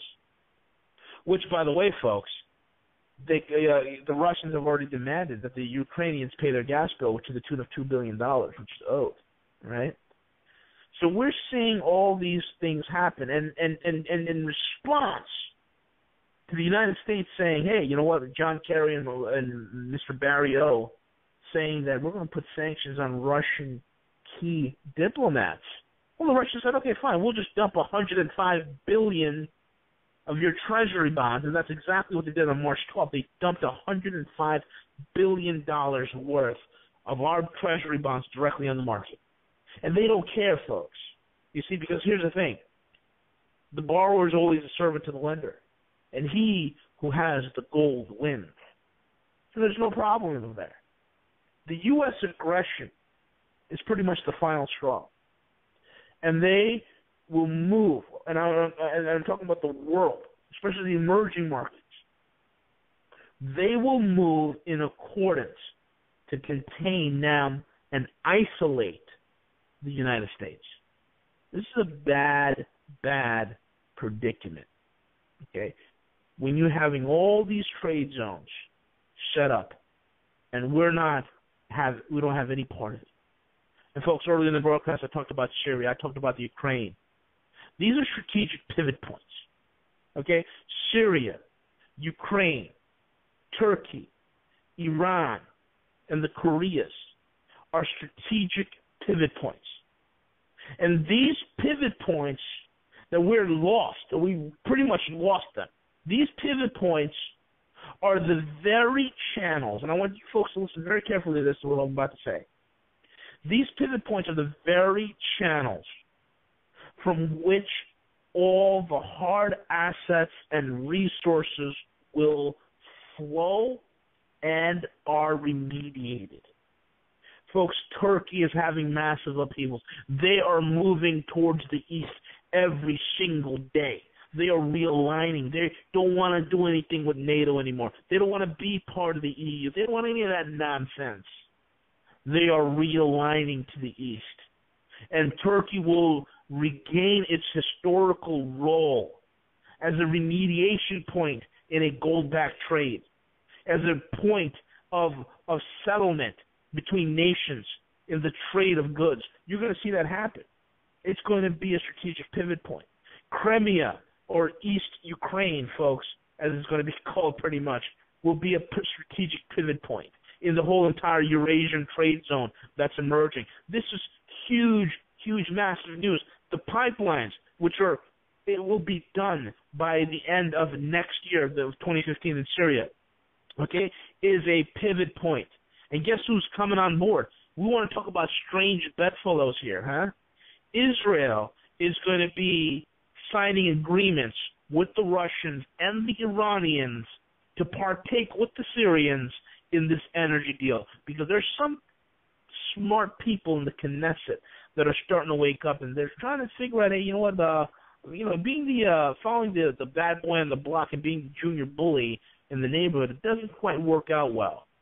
and they have some gas rights right off their shore. The same shale gas, that's the same offshore drilling platforms and the resources that the Syrians have. Israel has access to some of those deposits as well. And they're cutting into the deal as well. And again, they're going to be settling and remediating and converting their shekels into yuans or rubles or gold. They're not going to be dealing with the dollar.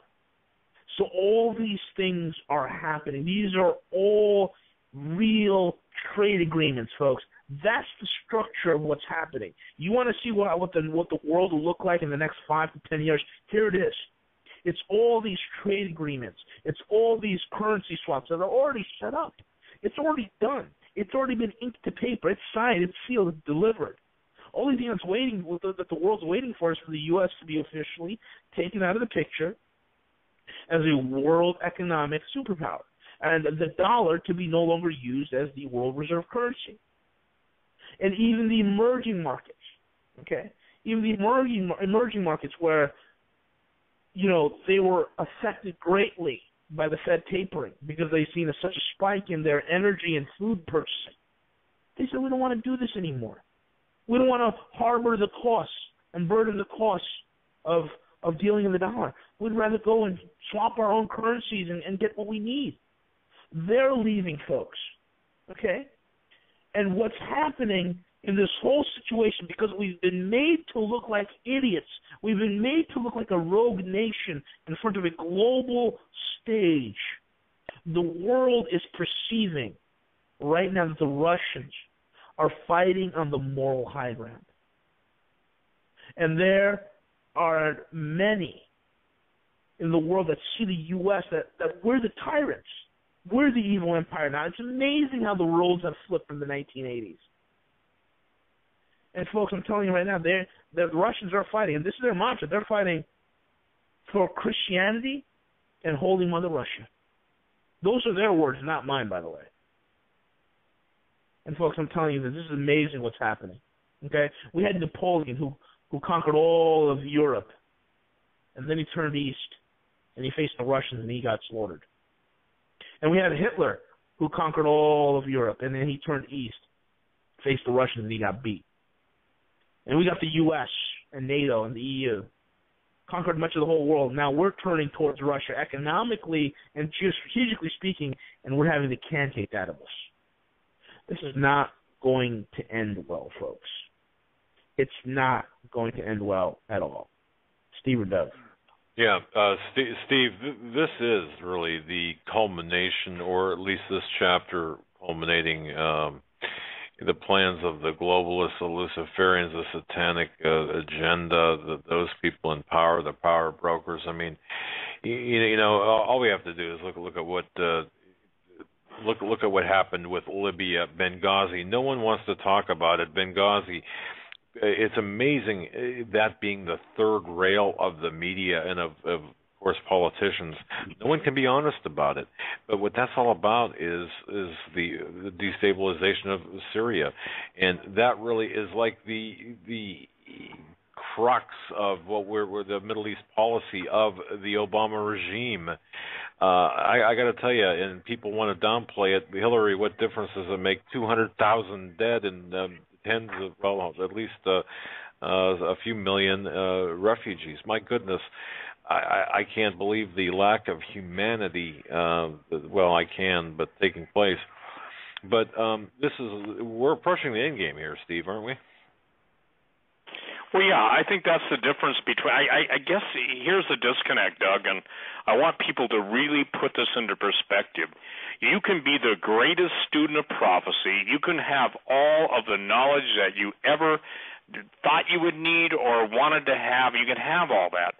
But there comes a point where you must just, I guess you'd say, reflect in real time that this is it. This is at this point in time, this is really taking place, because so many people have a theology or even a belief system that somehow all these bad things will happen, but they'll never have to deal with them. And you basically see the slaughter in Syria.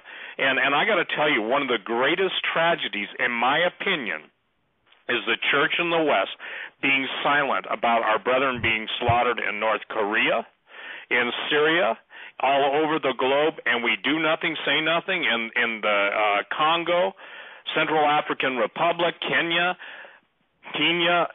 all of the places. I obviously understand they've changed their names, and I'm an old-fashioned guy when it comes to calling nations by their true name. Obviously, I remember when Rhodesia was Rhodesia. But the point I'm trying to make, Doug, is this is where the rubber meets the road. And I think that God, literally, I'll say this one more time. These are moments of mercy. He has raised up the different voices, mine and so many others, yours. V's got the, and V makes no apology for his faith in Jesus. V's got the best handle, I believe, in my opinion. I'm not flattering him, but the Bible says give honor to whom honors due, credit to whom credit's due, of how it's playing out. We're right back after these messages. Stay with us. You're listening to V, the Guerrilla Economist, and, of course, our very special friend, Steve Quayle, stevequayle.com. Stay with us. We're right back. And welcome back, ladies and gentlemen, to our third and final hour of this Hagmann, the Hagmann Report, this the 24th day of March, 2014. I'm Doug Hagmann. With me is Steve Quayle from stevequayle.com, Be the Guerrilla Economist, roguemoney.net. Folks, visit both websites, bookmark both websites, check there every day. As a matter of fact, I do critical information 24/7. So glad that they're joining us, joining me here as I fly solo. Appreciate that. Steve and V, I just want to share with you one interesting experience, and I'm going to turn it over I'll turn it over to Steve after this. But I just want to share this. Coming down to the conference, we had driven by car and had stopped in just north of Savannah, Georgia. It was kind of a long drive, and it was fraught with some issues. But anyway, we had stopped at somewhat of a rest area just north of Savannah, and of course there were signs all over the place advertising Jekyll Island Visitor Center, or visit, not the center, but information about Jekyll Island. And I had come upon a booth where this woman was giving this couple information about Jekyll Island and what to do there, but also its history. And she explained in great detail what was with the history of Jekyll Island, but omitted, if you will, and if you can believe this, any reference to the creation of the Federal Reserve, the backstory of the Federal Reserve and what had taken place on Jekyll Island, really just over 100 years ago this year, or 100 years ago here, this past decade, I should say, not this year, but in the run-up to the passage of the Federal Reserve. I just thought that was fascinating. And Steve, I'll just toss it to you. I just thought that was fascinating. Well, we're at a point now. I'm going to turn it right back to V, because I think we're fighting, and I know this for hours and days now. Okay, I don't know if the days turn into hours. Forgive me, the hours will turn into days. But where we go from here, the greatest disconnect I know, and I want B to articulate this because he's really good at this, and I can't do it as well as he can do. There is a dislocation in the cerebral cortex and the cerebellum. In other words, there is a void and emptying of the cranial capacity of Americans to figure out what it means when the dollar dies. V, will you spell it out? Because we're trying to get people out of harm's way. We're not trying to sell them this or sell them that. We're trying to get them out of harm's way. But look, if you want to jump in front of the subway, don't gripe at us for trying to keep you on the boardwalk and off the track. So, V, I'm not kidding you. I'm getting emails. Well, what does it mean to me? Will you tell people what it means when the dollar dies? I evidently can't. I mean, I've got on record. If anybody wants to see what the dollar death would look like, I mean, go on YouTube, type in Weimar Republic, watch some videos, watch some documentaries about what happened to Germany when they hyperinflated to oblivion, okay? Watch that document very carefully, all right, because that's exactly what's going to happen here. We are moving, folks, from a time, and this is what I've been saying for quite some time now, that we are moving into the greatest period of economic transition in the world history. couple of things ended, folks, okay? The days of U.S. bullying, it's over. It's done. It's finished. It died in Crimea, okay? The dollar is going to die in the Ukraine. It's over with, all right? And when you see that you got to spend $50 for a loaf of bread, the pain's going to hit you. When you look at that, the first hit is going to be gasoline. When you got to pay $10 at the pump, and it's going to hit you. And you're not going to know what to do when you see empty store shelves because there's no trucks that's going to be able to get those foods out there. Okay, this is why I tell people to have some food on hand. I'm not telling you to store 15, 20 years worth of food here. Have at least some food in your house for supply disruptions, which historically happens in every single economic crash. Now, most people don't know this, but I have over 800 years of economic data at my fingertips, and I can see the repetitive pattern over and over again. So it's important that you have the wherewithal in order to transcend this coming time of shortage. We're heading for hyperinflation. Look at what happened in Argentina. That's a perfect case in point recently in 2001. Okay, food prices go up.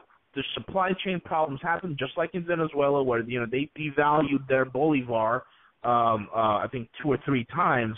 Where now companies that are out there, distributors that are out there distributing goods, they don't want to distribute because they don't know what the price of the good is going to be tomorrow, so they hold on to it, and it creates a supply chain problem. Imagine you waiting online trying to get toilet paper. This is the world.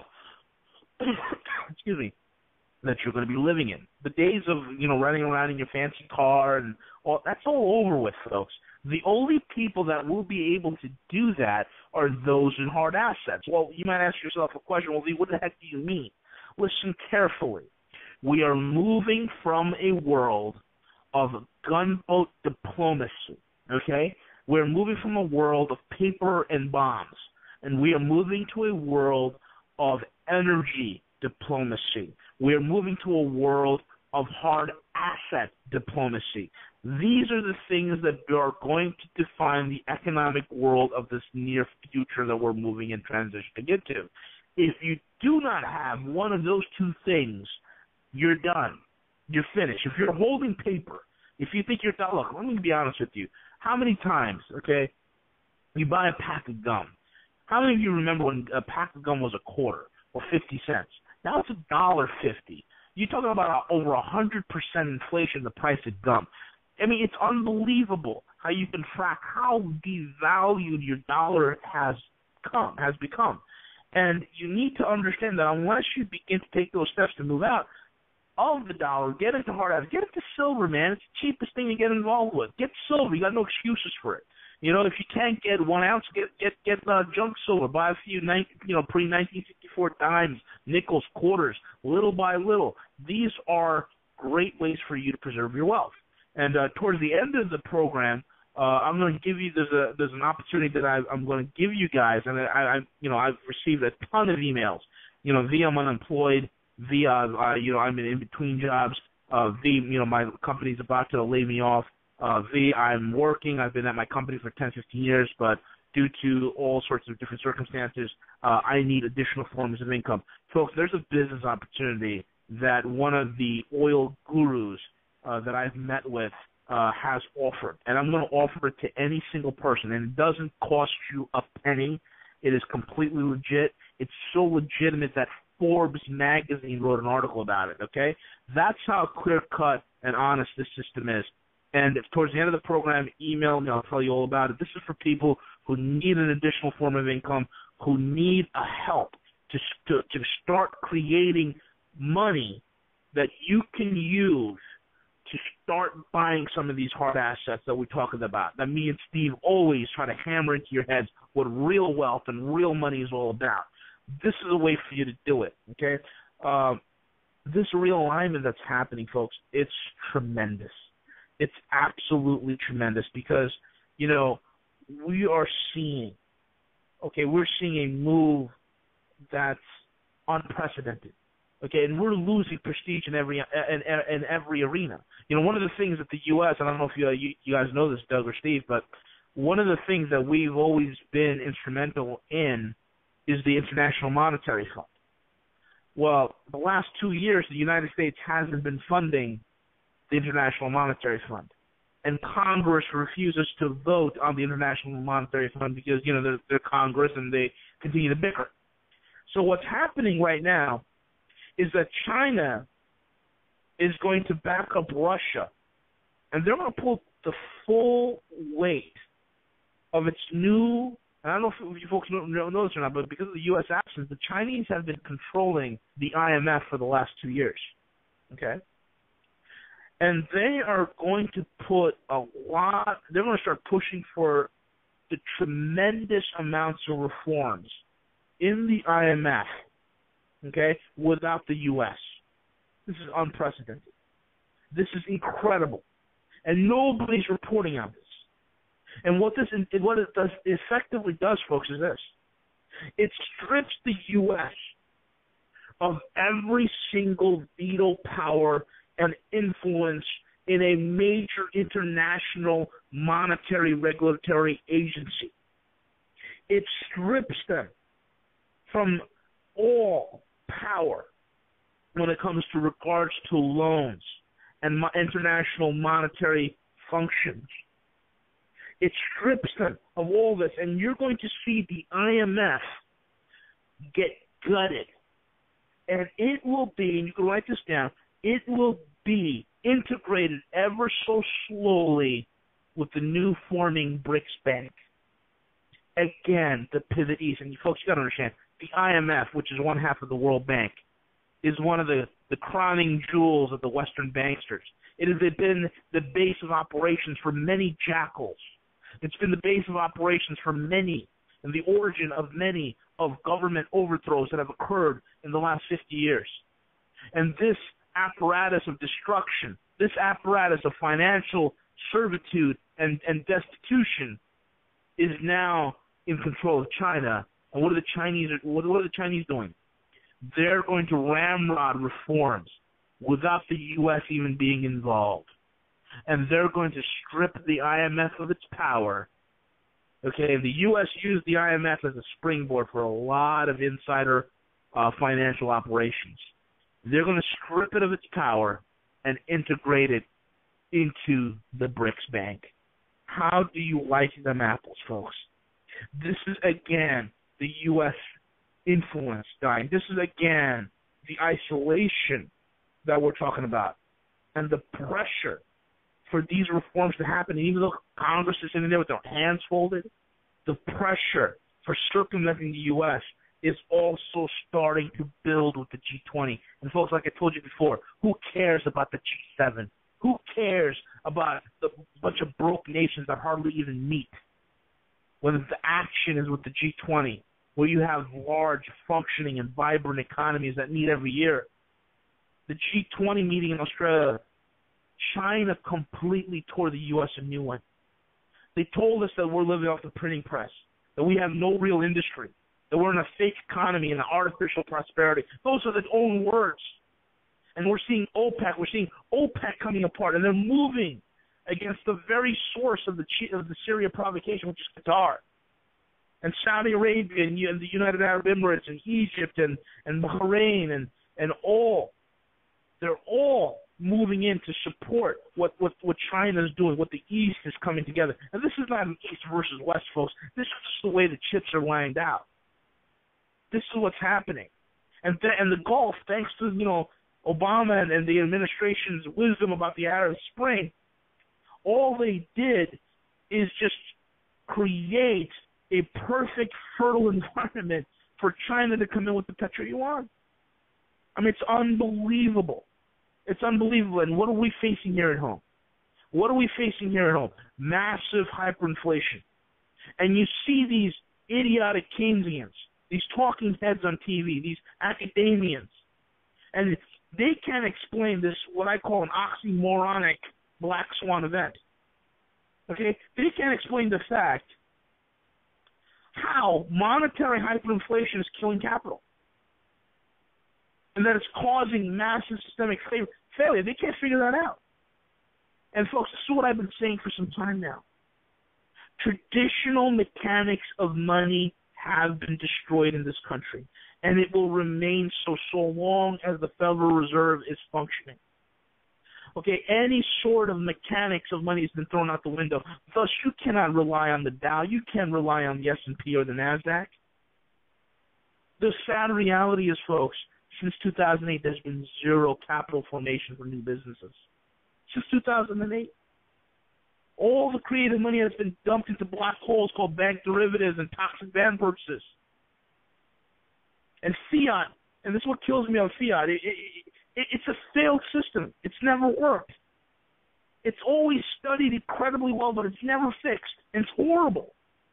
And it's the worst track record. And because of what's happening with us and our Ponzi scheme fiat system, that's done nothing but create unsustainable debt.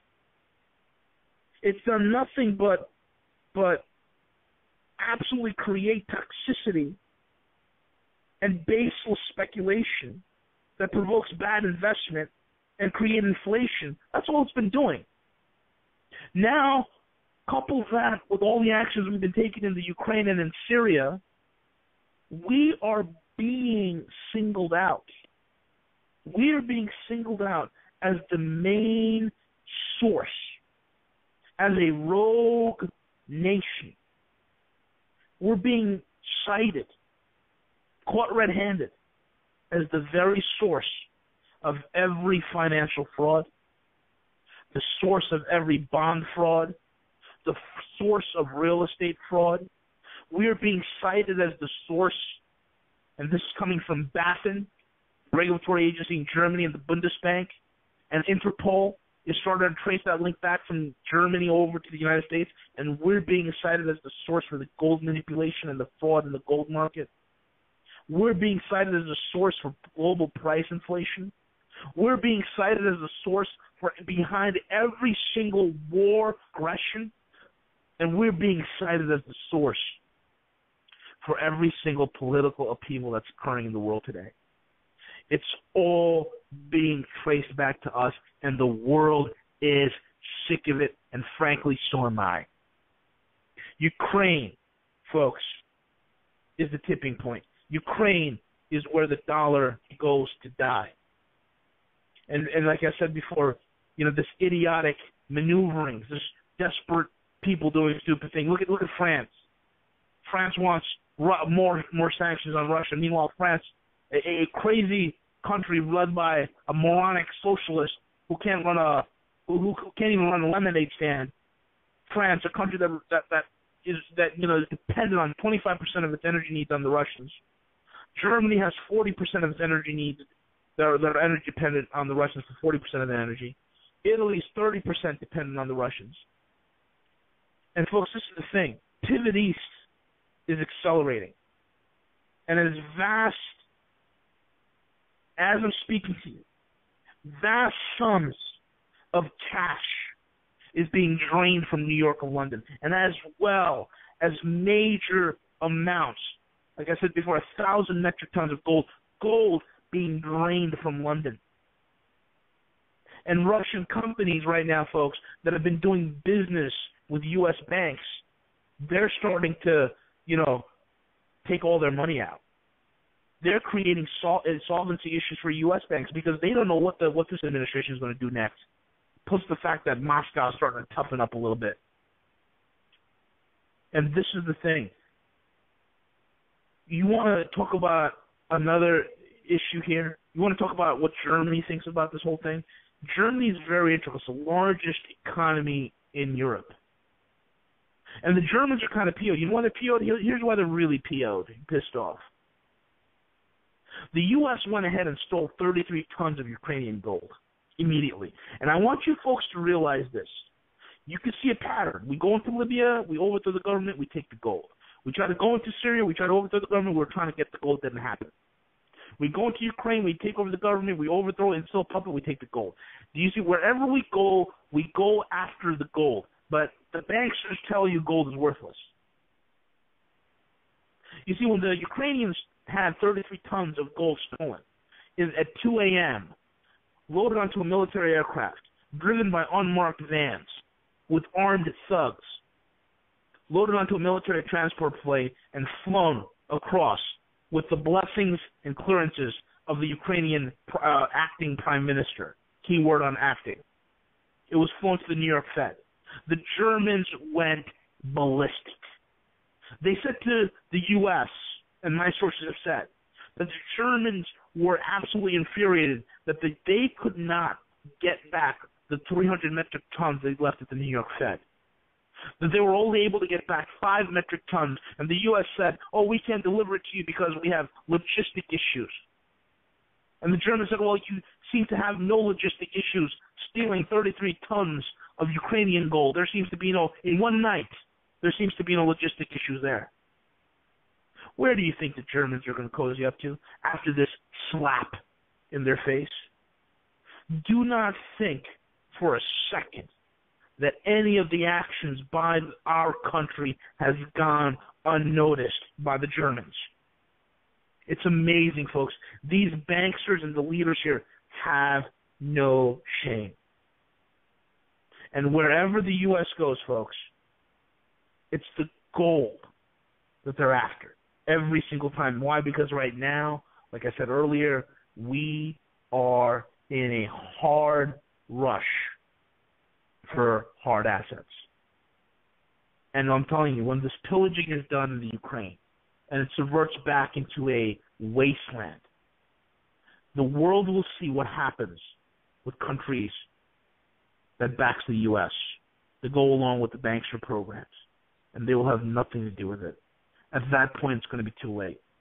And right now, you have the window of opportunity open and some options open that's going to allow you to get out of the situation you're in. Folks, now is the time. You can't be in paper. I mean, I don't know how some people sleep at night. They have hundreds of thousands of dollars sitting in a checking account. I mean, you're kidding me. It's insane. How do you sleep at night? People ask me all the time, well, how do you sleep well at night knowing all this? Simple. I don't have nothing in the market. It's that simple. I'm 90% in metals. I'm not ashamed to admit it. That's what people have to start thinking. They need to start realigning and understanding what's really going on, the bigger picture. You're not myopic. No man is an island. Do not look at the forest. Do not look at the tree and miss the whole entire forest. You've got to see what's happening around you. Steve. Well, I think what you're saying, V, I want to read something by Ugo Bardi, and I just posted it. I don't know if you've read it, ladies and gentlemen, but it's called Peak Gold, How the Romans Lost Their Empire. And this was written before V went on the air. He hasn't even read this yet, but I want to read something because what he just said is so spelled out in the rise and fall of Rome. And if you've ever seen any of the gold Roman coins, they're very, very neat. I used to basically sell a lot of the gold and silver Greek and Roman coins. I got out of it just simply because some really wealthy people started buying up everything. They packaged it and sold it kind of as a security, and then the bottom fell out. I'm talking like 20 years ago. But let me read this to you. This is by Ugo Bardi, and you want to read this, ladies and gentlemen? The most important thing you will ever read on gold and how the Romans lost their empire. I'm going to quote this. Eventually, everything that humans do is based on some form of belief or what has value in this world. The Romans saw gold and silver as stores of value. For us, there is a belief that bits generated inside computers are stores of value. But we may be sorely disappointed. Not that there will ever be a peak bits as long as there are computers around, but surely a major financial collapse would not just impoverish us, but most of all, it would disrupt our capability of controlling the energy resources we need so desperately. Ladies and gentlemen, why V said Ukraine is where the dollar goes to die? It's all about energy. Now listen to this. So when the oil pundits line up oil reserves, if each barrel were a soldier ready for battle, they tactically assume that these reserves are available for use of the global empire. That's not necessarily true. It depends on the degree of control that the empire will be able to exert on producers. That depends on a financial system which may well turn out to be the weak link of the chain. Without control, power is useless. What are we seeing? We're seeing power and true power. I'm talking financial power. I'm talking specie, S-P-E-C-I-E, as relating to gold, silver, oil, platinum, and palladium, is absolutely residing now. It's absolutely come to nest in the Chinese and Russian hands. The Roman Empire, listen to this, the Roman Empire was lost when the financial system ceased to be able to control the military system. When the Romans lost their gold, everything was lost. In our case, it may well be that we will lose our ability to control the military system before we actually lose our ability to produce energy from fossil fuels. If the dollar loses its predominance in the world's financial system, then producers may be tempted to keep their oil for themselves. That's what V just said, that will keep their dollars for themselves. And ladies and gentlemen, at least not so enthusiastic anymore in allowing the empire to access it. That's us. How are we going to pay? What's happening today in the Ukraine may be a very first symptom of the impending loss of global control. And this article is so amazing because it starts out with the fact that a Roman aureus, A-U-R-E-U-S, minted by Emperor Severus in 193, the Common Era, had nearly 8 grams of gold. The aureus was truly an imperial coin, the embodiment of Rome's wealth and power. So, ladies and gentlemen, we are absolutely seeing, and the article talks about when Rome experienced peak gold. And ladies and gentlemen, you're going to see the fulfillment of the web bots in this. I'm only talking about their specific pronunciations or enunciations, announcements concerning the price of gold and silver. Because once it breaks, and V and I know from our independent, not known to each other sources, that's important that you understand that, independent of each other, that when it breaks, there'll come a time where people will panic to get what they can get. But there will also come a time, and I'm talking days after the panic begins, where there will be no one willing to trade your gold or silver. And someone says, well, they're just going to come take it away. That's why you have to be creative. It's one thing to be creative, it's another thing, you must have the creativity to both acquire it and get what you can. Now, for those of you that are, and I'll let V talk about this program that he has for helping to generate wealth, but one of the best ways that I know is that as times get tougher, people are going to be forced to sell everything from sterling silver. They're going to be forced to sell all sorts of things. What would be good for all of you to do that have computers is start to see what has value. Go to some of these pawn shops, by the way, not pawn shops, but garage sales or estate sales, and start doing your homework. Look up furniture on eBay and go to the highest price first, because you can't believe what a crummy old chair from the 1700s is worth. And when I say a crummy old chair, I'm not a furniture collector. But one of the things I'm trying to tell you is avail yourself of the opportunity now. Learn what has value. And the problem with most Americans, they don't have street smarts when it comes to value. My definition of street smarts is knowing how to trade A for B to get C, knowing what the market will bear. A real simple way for a sportsman, if it's a buck a round for a 308 round right now, or a buck and a half for a federal 168 grain match boat tail, then what's it worth in a panic situation? That happens to be a specific round. What is it worth, ladies and gentlemen, for a course of a Z-Pack, erythromycin? You know, there's so many things you can start to think of, but to generate cash, there are absolutely treasures given away, and I'm talking about given away. Steve, did we lose Steve? V, can you hear me all right? I can hear you loud and clear. All right. And I'm looking here, and it appears that Steve is still on. I just can't. His audio just dipped out. Well, I'll tell you what. Go ahead, V. Pick it up from there.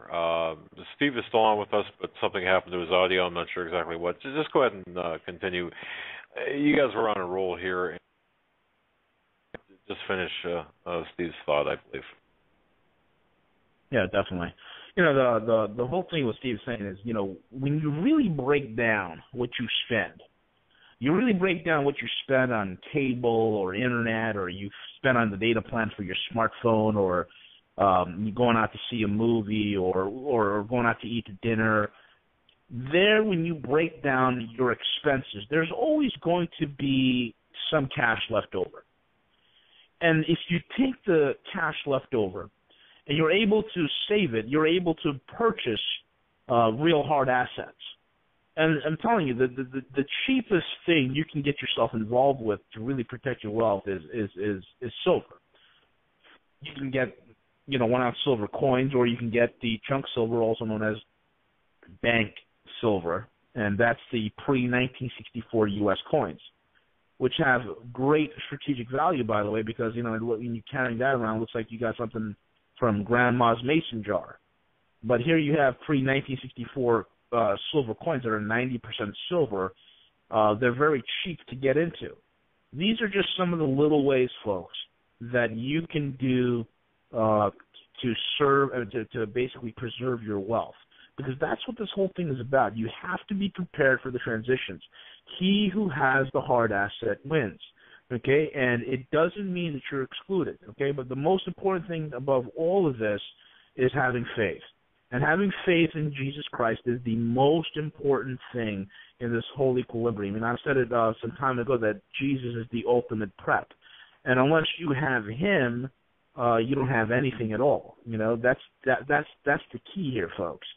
We serve a God who is a miracle-working God. We serve a God who can bring water out of a rock. We serve a God who can provide manna from heaven and take care of your every single need.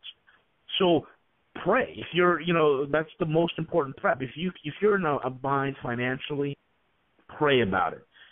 See what God does. See what doors open up, and see how he is able to position you and put the right people in your life that can help you, or even miraculously and supernaturally provide for you. I mean, how often have I heard from speaking to missionaries how their needs were miraculously met. Food found directly underneath a chair where a gentleman was sitting when he was praying for food because he hasn't eaten all day. And there is miraculously prepared food appearing right underneath his chair. I mean, this is the type of thing we're talking about.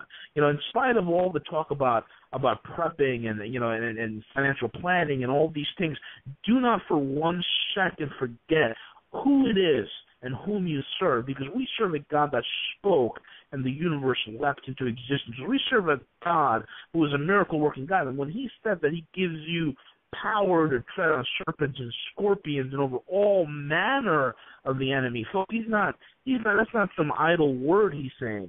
That's real power, real authority, and it's in that authority you need to trust, because I, for 1 second, do not think that when the Bible says that in the last days the enemy, the devil, will come upon the earth with great power, that the church is going to go out singing Hold the Fort. No. I think the greatest times are ahead for a Christian, and we need to understand who we are in him. We need to live a life of faith.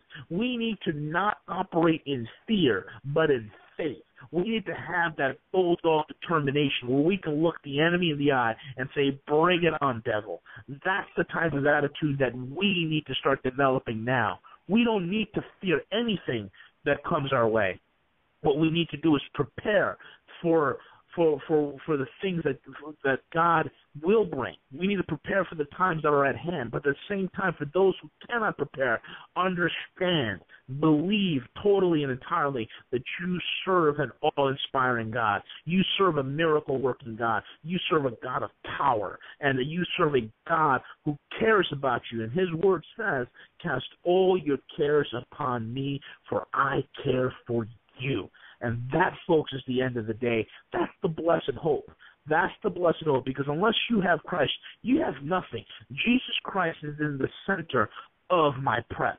That's the most important thing, folks. Jesus Christ is the center of my financial plan and my financial outlook. That's the crux of the message, folks. And unless you have him, you have nothing. You have nothing. Operate in faith. Don't worry about the fear. Pray to the Lord. Walk in the supernatural. Walk in the power. Walk in the authority that he's given you. We don't need to worry about the devil and all his antics. The devil's a punk. He is a punk. And the elites that serve him, I've never seen more zealot group of people that love playing for the losing team. That's what these elites are. They're a bunch of has-beens. They're a bunch of losers on a losing team. We've won this thing, folks, before this whole thing even starts. And that's what people need to understand. Doug, is Steve back on? Well, let me check. Steve, are you there? I've got you as a green light. Are you there? Can you hear me? Yeah. We can indeed, okay. Steve. I'm glad you're back. Well, I don't know what happened, but hey, it's just the course of typical behavior. I want to echo what Dee said. There's a promise that is so pertinent to all of us. Not only casting all our cares upon Him, Jesus, because He cares for us. The promise is, I have been young and now I'm old. David, King David speaking. But I have not seen the righteous forsaken, nor his seed begging bread. And let me tell you this, Doug, and V will herald this. When we start to appropriate by faith, the faith that overcomes the world, not comes under the world, it will be because of God's miraculous provision, His protection, and all that He has promised His word. That's where the hatred will come from, because faith will always be persecuted by unbelief. The Cains will always try and destroy Abel, but the promise of God will be to those. I like what David said. One time, Pastor Langford, not King David, but David Langford said that somebody was praying. He said, Lord, why do you love David Langford more than me? And the Lord answered his prayer and said, it's not that I love you more than David, it's that David loves me more than you. Somebody once said to me, Doug, and this is a great statement, you can be as close or as far away from Jesus as you want to be. When I grew up in the Jesus movement, saved in 1972, the definition of fanatic in those days was anybody who loved Jesus more than you do. And B, we don't have to tell the person's name, but one of the people that I've tried to help by promoting his newsletter and website, basically because he lives like hell, he acts like hell, and he certainly has no fear of God, he cannot accept any of the stuff I say, even though I've been right because of my Christian belief. Now, I'll tell you this. I have been offered a whole lot of money, and I'm only saying this to the glory of God. And it's not about money. It's about hearing the well done, thou good and faithful servant. I've been taunted. It goes daily. But when people step up to the pump that can write you checks with more zeros than most people can even read the amount and say, just come over to our side. Just tell the people to yield. Just tell them to do this. We'll tell you what to say. You've got a following. So I got news for you. That may do good for you, but it does nothing for me in eternity, and it's not what I'm about. And then they try the other tactic, and they say, look at all the emails you get. We read your emotional frustration with the people you're trying to help. And the people you're trying to help mock you, and they scorn and they ridicule. I say not all of them do. So while they're playing psych games with my head, I want you to know, ladies and gentlemen, what we're giving you is definable, actionable intelligence. And when I'm saying intelligence, we can't help your intelligence, but we can give you intel to hopefully give you information, and we can try and give you collective years of wisdom. I used to trade big-time numbers in the silver and gold market. I don't so much anymore, but big-time, when you got multi-million-dollar positions on, and I'm my own trader. I don't trade for other people, or mostly, only very, very close friends. I'm not a licensed option or stockbroker or anything else. I'm a legal dealer. But the point I'm trying to make is that I always hear the criticism, well, you can't eat your gold, you can't eat your silver. Yet why is it that same criticism doesn't carry through when people invest everything in a lie perpetrated by man, in paper and financial instruments, obviously authored in hell? Why is it that you trust everything that you have worked for all your life to entities that hold you in contempt? And you've heard V talk about the way they talk about the average investor, that the stockbroker calls on the phone and wants to push this, that, or the other stock, and they hold you in total contempt. Here's the deal. The proverb says, a fool and his money are soon parted. But what people don't understand is that if you can't touch it, you don't own it. And what's happening now is the Chinese and Russians are setting into motion physical barriers to fraud, because they want to start out with a new platform. And 70%, and isn't it funny, V, that basically they're already acting, both China and Russia, like the U.S. doesn't exist. Do you think that's because they know we're not going to in any way, shape, or form once they initiate their trigger events? And again, it's that close, Doug. It's that close. Go ahead, V. You hit the nail on the head, Steve. You hit the nail on the head. They act as if we don't exist. You're absolutely 100,000% correct. I just wanted to say that. You know what? Well, again, a bunch of broke. Go ahead, Doug. I'm sorry. Well, Steve. I mean, in V too. I think the consensus is this, and I think a lot of people believe, or at the end of the day, that they're going to believe incorrectly that everything that happens with respect to the killing of the U.S. dollar is a result of some cosmic accident, and it's not. This has been in the works for a long time. Isn't that correct, Steve? Yeah, it is. I mean, it's plotted, it's planned, it's scripted. I mean, I just read to you one of the emails from, forgive me, not one of the emails, but one of the prophecies from Dmitry Duduman that was given a whole long time ago.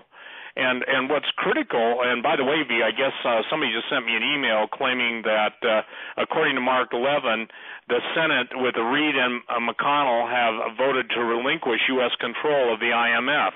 Well, let me read between the lines. They didn't vote to relinquish it. They obviously saw the handwriting on the wall, and basically someone dictated to them their vote. So as V was talking about the U.S. losing control of the IMF, isn't it amazing that I guess at the same time V said it, this is what Rain, R-E-I-N, sent me. He said, please tell V that Congress voted in the IMF tonight. The vote was posted when you guys started talking. Isn't that amazing? Wow.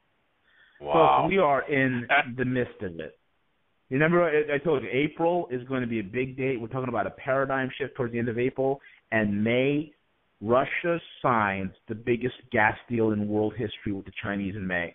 It's over. It's over. It's done. That's it. I mean, they just relinquished the IMF control tonight. It's done. It's done. That means they're going to ramrod every single reform internally, globally, putting it into the reserve currency status. That's it. It's over. It's important that people understand, too, that, again, Doug, this is what we're trying to say. Food first. If someone says, I've got $1,000, should I buy silver? My answer is no. Buy food, because the food is going to be, number one, harder and harder to acquire, number two, more dangerous by its genetic alteration and stuff. And the people that mocked and scoffed and ridiculed those who bought the long-term storage food from 10 years ago, 13 years ago, 5 years ago, those people that bought that food to much ridicule, scorn, and even their mate, their husband or wife's, anger in some cases, you realize that some of the safest food on the planet, it was before a lot of the GMO manipulation. Here's the deal, ladies and gentlemen, and this is probably going to be, 5 minutes. I'll turn it over to V to close. But you are a casualty of the kingdom of lies. The kingdom of lies when you turn on the radio in most cases, when you turn on the television, when you read the papers, newspapers, articles. What are you sold? You're sold some new product with some sexy thing, or in this case, Nabisco selling same-sex marriages as being wholesome. Whatever that has to do with the quality of their food, I don't know. I would think that will backfire against them. By the way, that's a real advertising campaign. When you look at the ancient history that I write about, now it becomes headlines every day. Do you think maybe the Lord is trying to warn his people? If God, in his mercy, in his love, in his salvation, in his compassion, in his intervention in our lives, says his people are destroyed for lack of knowledge, I can't do anything about that except pray, believe the intercessors to pray, that your hearts will be open, the eyes of your understanding will be open, and that you'll start to grasp the serious nature of this. I believe that God will take the loaves and fishes of the people who are preparing and multiply them as needed. I believe that God will lead the people who are looking to Him to the places of refuge. I don't know where they are. How could I know where they are? If I knew where they are, the enemy would know where they are, and just simply because, they're not visible yet. And if God needs to put His canopies and domes around us, listen, you see the difference between the house that's still standing and the houses that are wiped out to the right and left and to the east and west of people. You've probably seen some of those ones in fires. It's amazing. I've heard the testimonies of some of the people that own the houses. They were praying people. Anoint your apartments, anoint your homes. Anointing means take oil. Just as the children of Israel had to apply the blood of the lamb using the hyssop to their doorposts and lintels, do it. It's an act of faith. And then trust God. I still stand on this basic premise. I will do everything I know to do, believing God to do the impossible and knowing that I can't do the impossible, therefore I don't have to try. So the simplest step of faith can be rewarded with the greatest bounty of harvest. How does it apply in the food realm? Simple. Yes, for $5. Maybe you find a $10 bill, $20 bill. Say, Lord, I'm going to take this and I'm going to buy $20 of food. And I believe, Lord, that you'll multiply this, because here's what it's all about. It's not about me having calories and everybody else not having calories. It's about being able to feed the people that God wants me to feed. And someone says, well, what happens to your storage food if somebody kills you before you get to eat it? These are the kind of questions I get. Real simple. Then somebody else will get the fruit of my planning. And see, that's what we're trying to talk about tonight, ladies and gentlemen. When V tells you about the shortage of supply in gold and talks to you about the shortage in supply of silver, I'm fortunate and I can say this honestly, on a daily basis, I can pretty well get a handle. Do I know to the last ounce? No. But I'm within 1 or 2% of knowing how much total silver, gold, platinum, and palladium. And by the way, Tyler Durden, just at Zero Hedge, said, hey, everybody's looking at palladium. Palladium is the best play in the block because the Russians control it. And last time the West and Russia got into a contest to see whose bladder was fuller. How's that for tactful? The thing is that palladium jumped up dramatically into the $1,000, $1,100 range. So the point is that having something beats having nothing. And I cannot handle, and I say I won't do it, and sure enough, I'll get another one. The basis of 401ks, IRAs, KEOs, and 401ks isn't to put them into gold or silver and leave the gold and silver with somebody else. The purpose is to sell them, get your money, get your product, and have it in hand. And it's fascinating to me, V. I still run up against that day after day, week after week. The point is that having it in someone else's control. And here's what it boils down to. I think I've said this before, Doug, but it needs to be reiterated. The reason most people don't take control of their finances is out of fear. Would you say that's true, V? They don't want to be responsible. And I find it after, 30-some plus years in the metals business, the number one thing is I have people that will openly, almost I'd call it gallows humor, laugh at losing $400,000 or $500,000 in the stock market.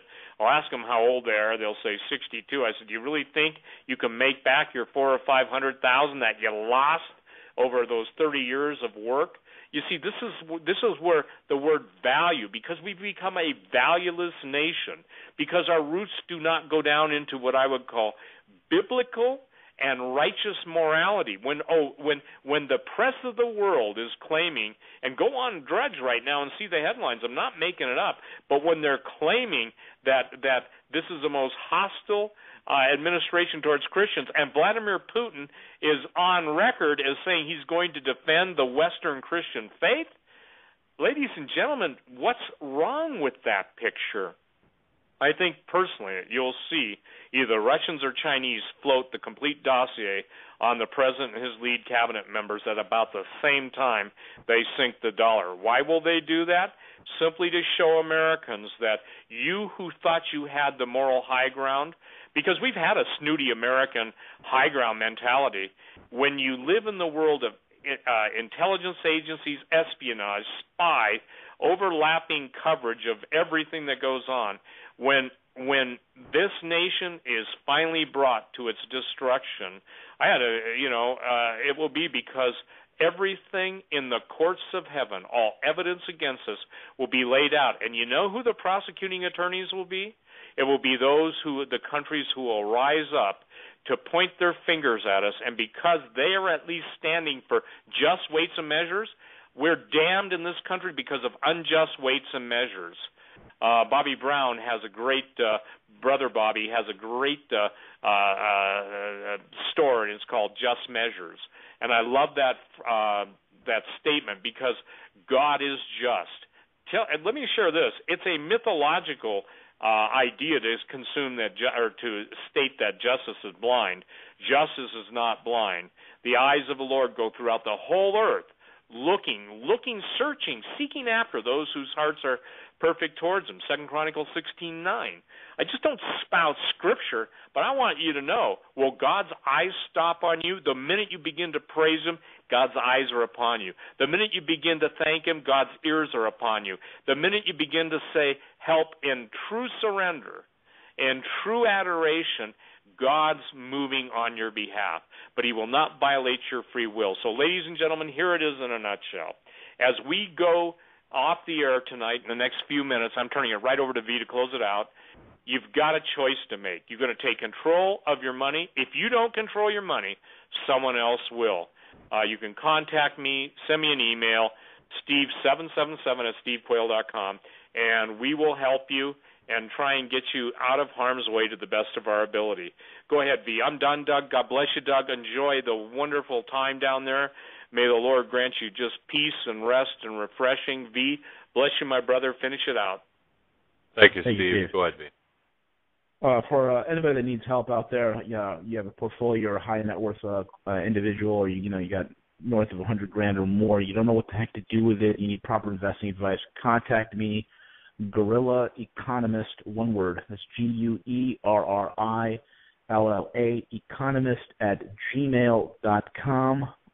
Also, those who need to have their credit fixed. I mean, you're a good person, you've had some bad things happen to you. Maybe it's a bankruptcy, maybe it's student loans, maybe it's credit card debt that all of a sudden you thought you could stay ahead of, but you can't. Contact me as well, GuerrillaEconomist@gmail.com. My friend and colleague, Mr. Sean Martin, who is a Wall Street insider and legend, would go ahead and he'll fix up your credit and completely set the record clean, folks. I'm talking about bankruptcies removed, delinquent marks removed, inquiries, hard inquiries gone, cleaned up, ready to go, brand new life. And he can do that for you. That comes with a money-back guarantee. The other opportunity that I have for people, I mean, if you're struggling, you need an additional stream of income, you're sick of working for somebody else, you want to start your own business, I've partnered with an energy company in the commodities business. We're going to be dealing with energy. We are moving from a gunboat diplomacy, as I said earlier, into an energy diplomacy. Energy will always be there, folks. It is the language. It is the currency of international trade and diplomacy. If you want to be a part of this startup, it doesn't cost you anything. It'll actually save you money on what you're doing currently in terms of your current service. It's a great opportunity for you to get involved. Again, it has zero risk, zero cost. It's a great opportunity. Contact me, GuerrillaEconomist@gmail.com. Also, folks, join the website, roguemoney.net. It's only $2.99 a month. For a $10 initial payment, it's $2.99 a month, and you're going to get front row seats. You're going to get insider information every day. I have people who have been in the financial field for decades, insiders, Wall Street, derivative traders, giving me email, sending me email saying, "Hey man, your stuff, I can't believe I'm only paying $2.99 a month for this type of information." People have said this is worth. People were shocked. They thought I should be charging them $10,000 for this type of information, but it's $2.99 a month, folks, for the type of intel you're going to be getting. I write a lot of exclusive articles there. So, again, contact me for the business opportunity. Contact me to get your credit fixed. Contact me for consultations. And join the website, roguemoney.net. Doug. V, I want to thank you very much. Of course, ladies and gentlemen, that's V, the Guerrilla Economist, good friend of the show, terrific person, brother in Christ, and definitely a warrior for truth. V, thank you so much for your time. I really appreciate that, my friend. Thank you, Doug. Have a blessed day, my friend. All right, brother. Do it again. Thank